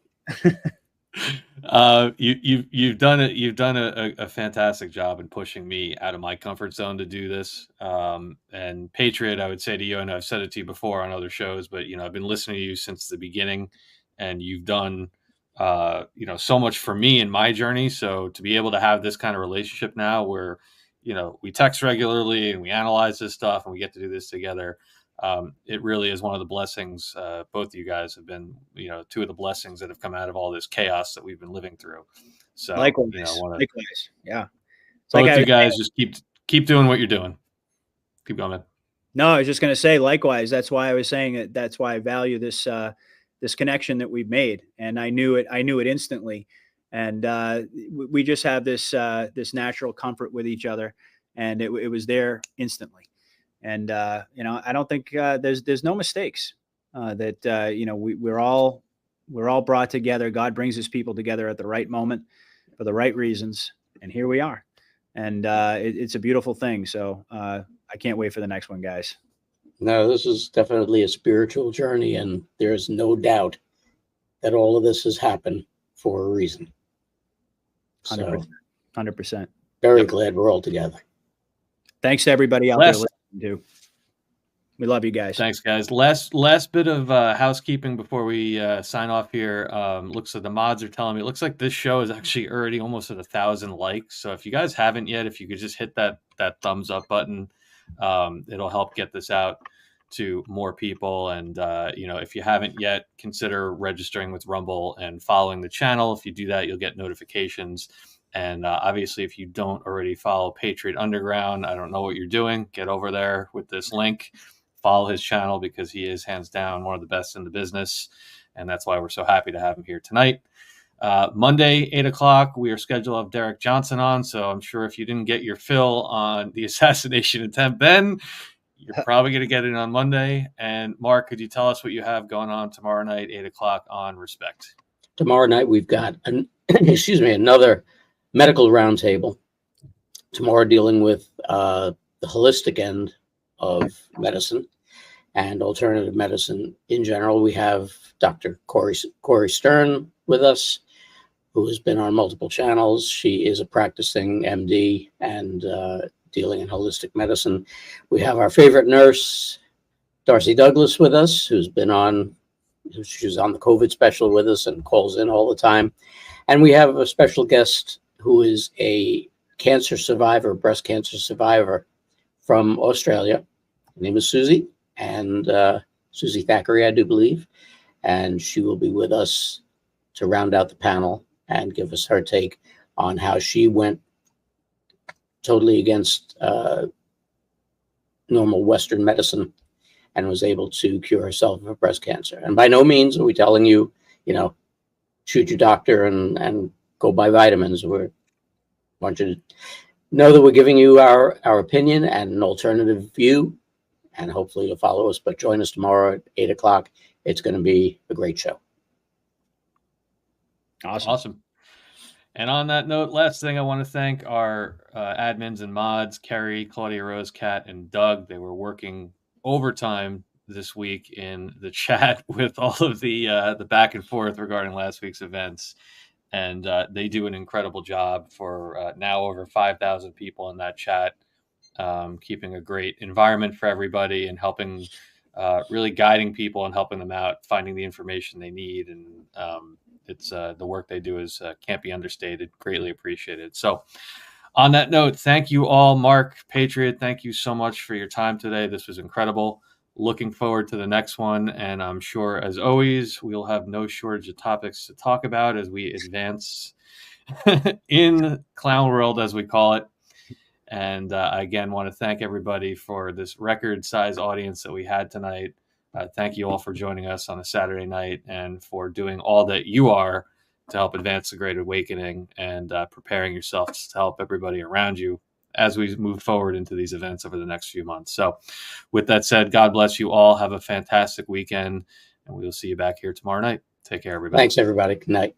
God bless everyone.